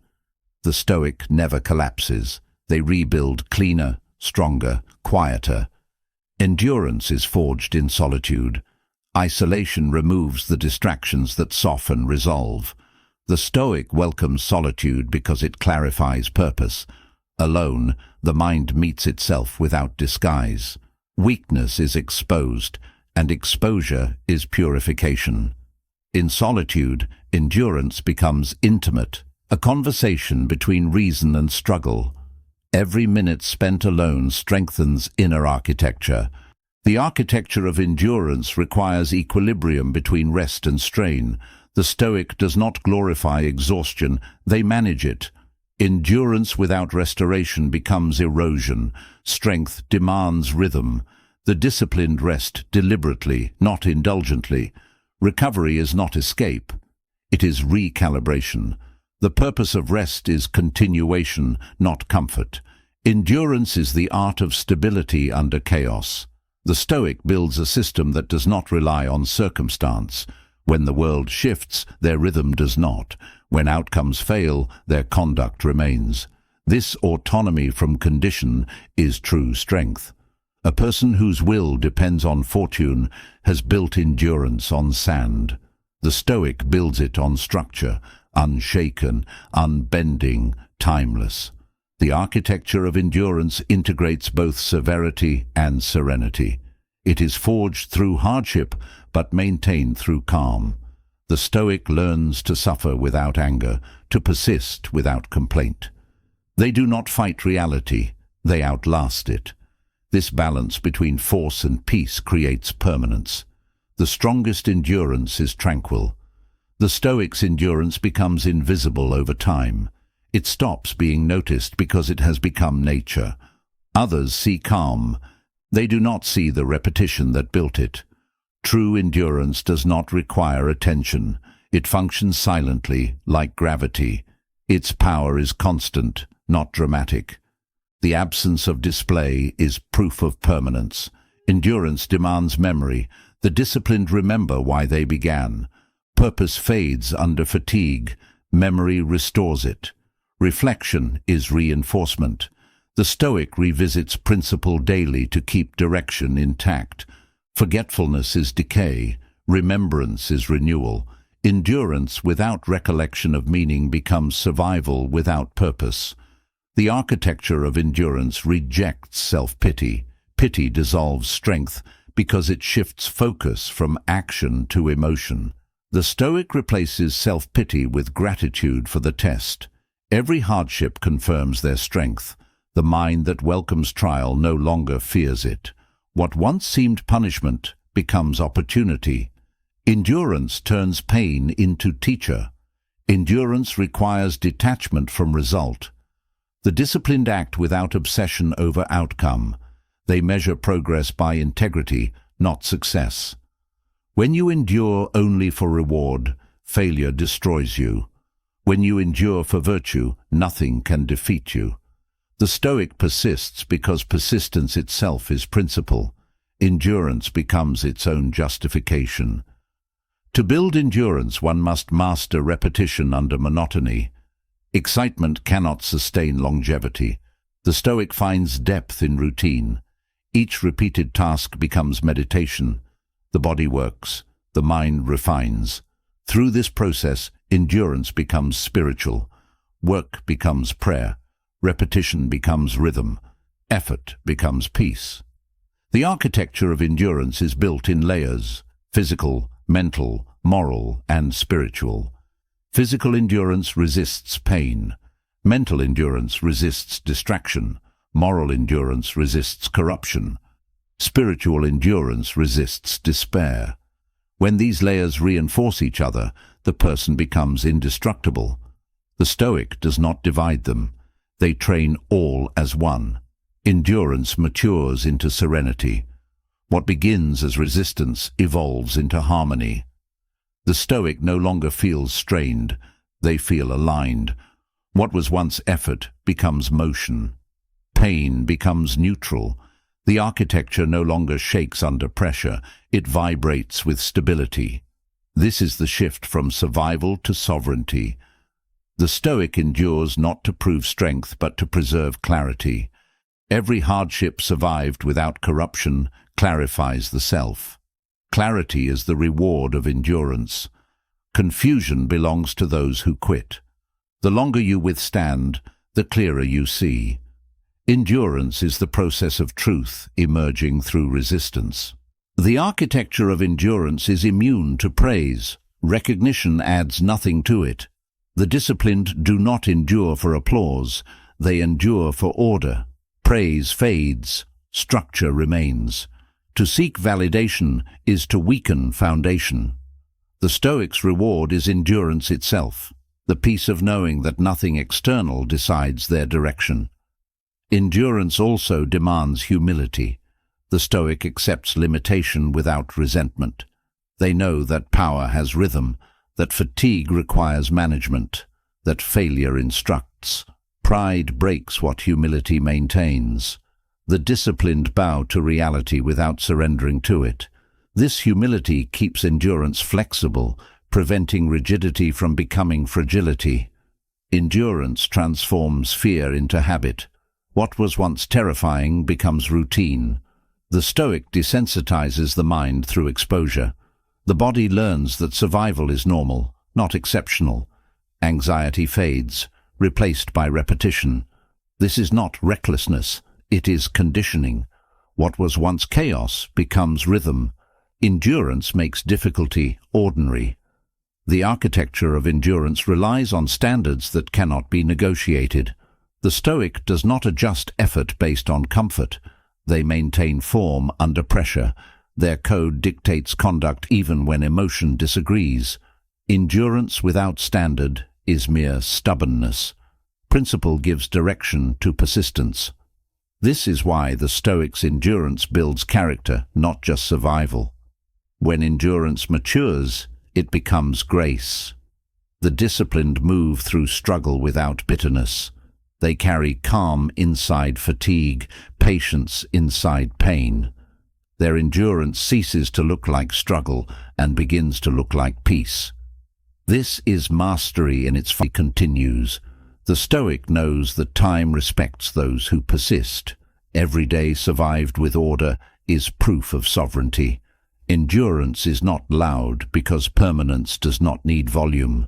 The architecture of endurance stands when all else falls.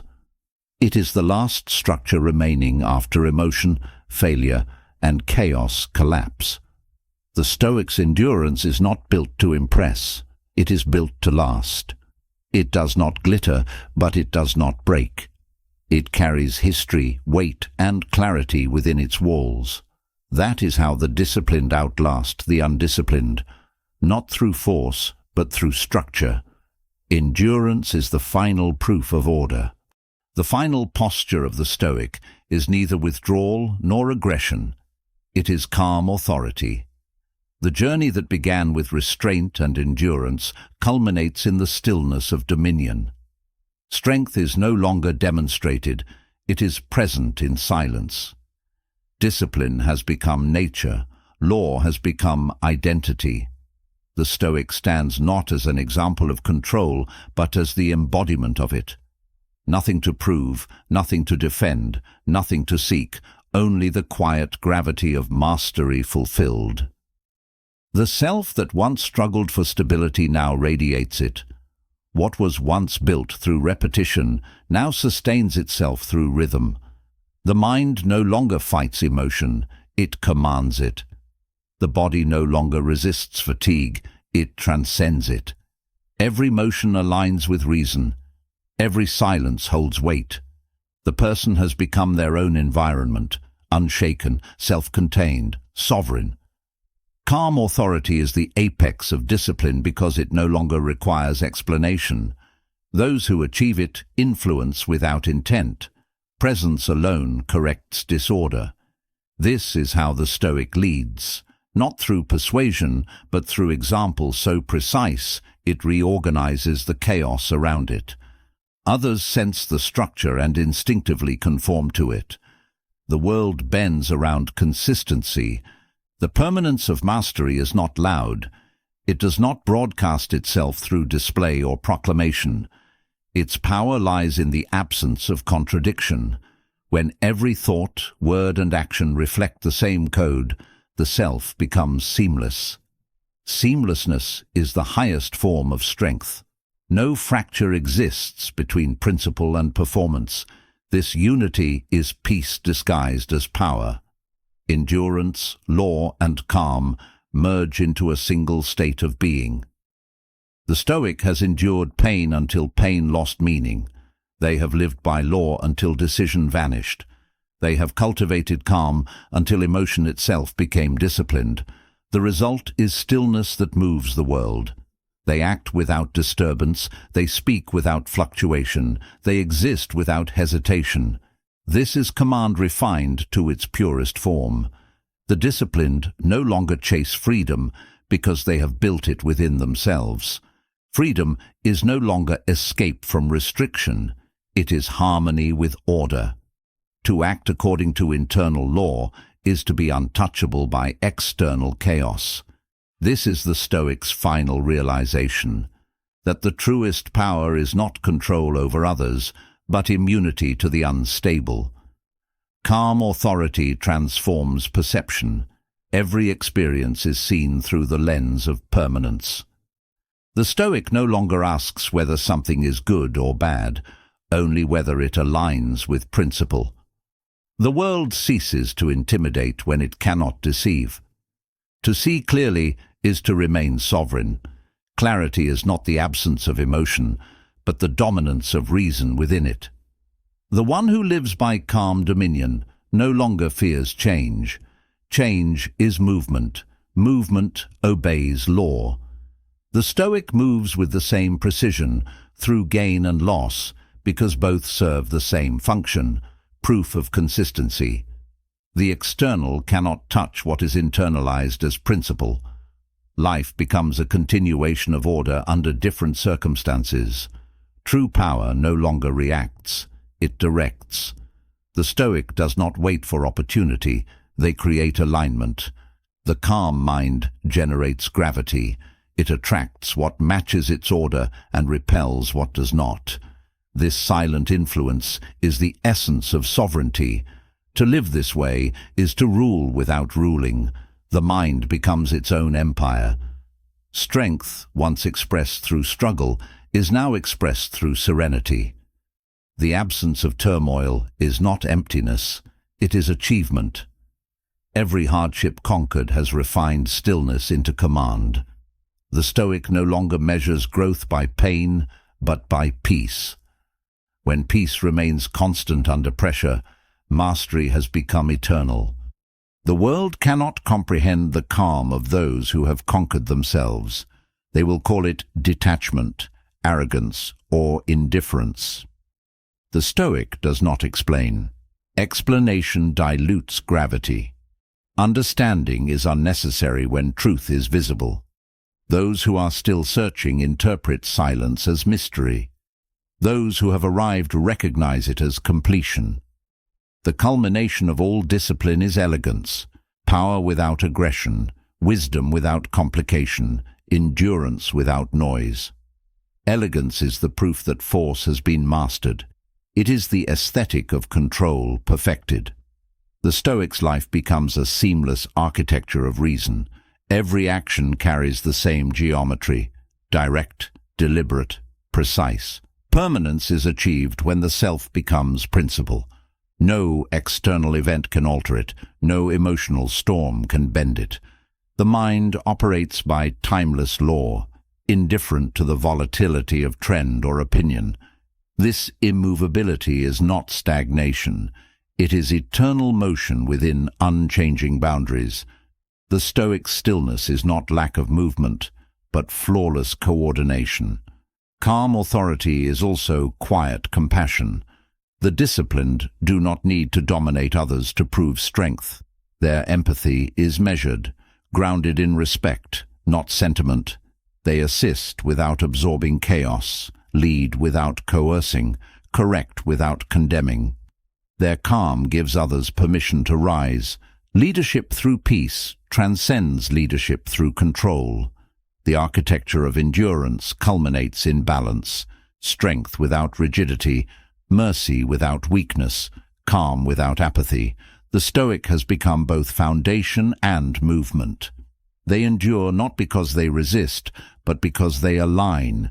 Resistance tires, alignment sustains. To flow without fracture is the mark of the perfected mind. The ultimate discipline is self-trust.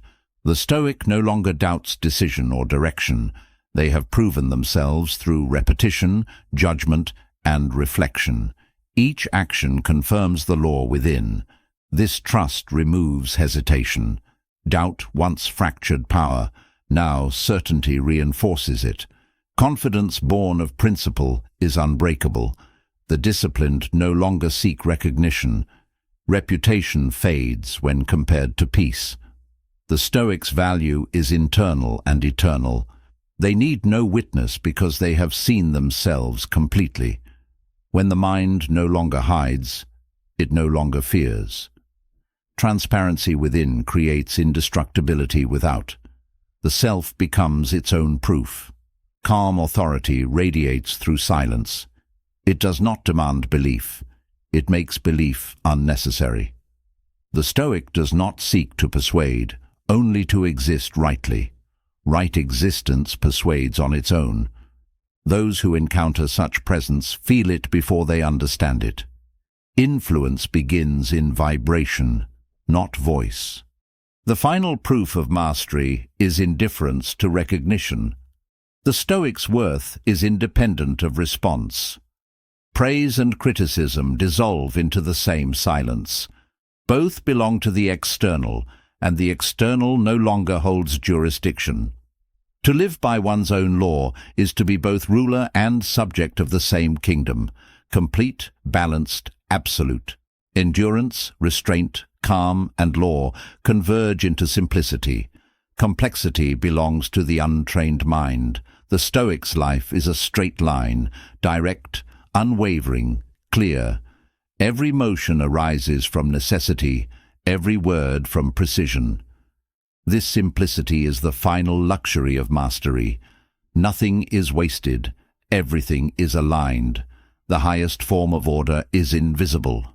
It moves through life without friction, achieves without struggle, sustains without spectacle. The Stoic becomes indistinguishable from nature, constant, patient, unstoppable.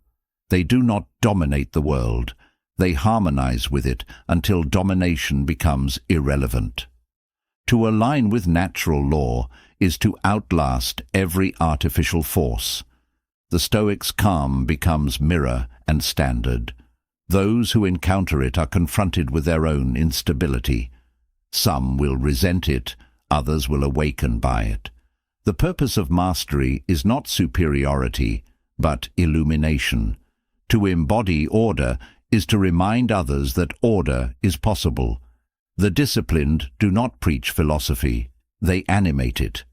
The permanence of the Stoic mind lies in its detachment from time. They act in the present without being owned by it. Memory does not trap them. Anticipation does not control them.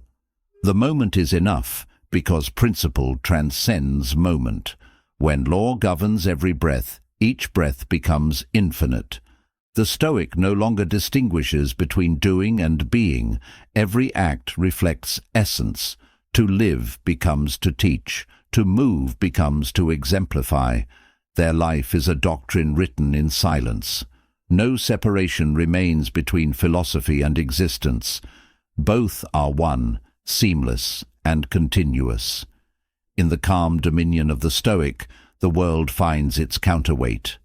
Where others hurry, they remain still. Where others react, they measure. Where others collapse, they stand. Their composure becomes the reminder that chaos is not inevitable, that peace is not weakness, that order is not oppression, but liberation. Presence itself becomes discipline manifested. The discipline of endurance and the calm of law fuse into immortality of conduct. The Stoic no longer fears death because death cannot touch what is timeless. Character endures beyond body. Principles outlive circumstance. The disciplined live in a form of eternity created through repetition, restraint, and reason. They have already transcended decay. The closing image of the Stoic is not one of triumph, but of permanence. A quiet figure standing firm amid motion, serene amid disorder, luminous without effort. The air around them carries stillness. The eyes convey knowledge of endurance mastered. Nothing left to prove, nothing left to chase, only the continuation of order through existence itself. To live as a Stoic is to live as law made flesh, to be calm in chaos, precise under pressure, and virtuous without witness. It is to be untouchable, not because the world cannot reach you, but because you no longer need to defend yourself against it. The mind has become a citadel, and the soul its sovereign. Discipline has turned into nature, endurance into identity, calm into power. This is the permanent form of mastery, the final shape of strength.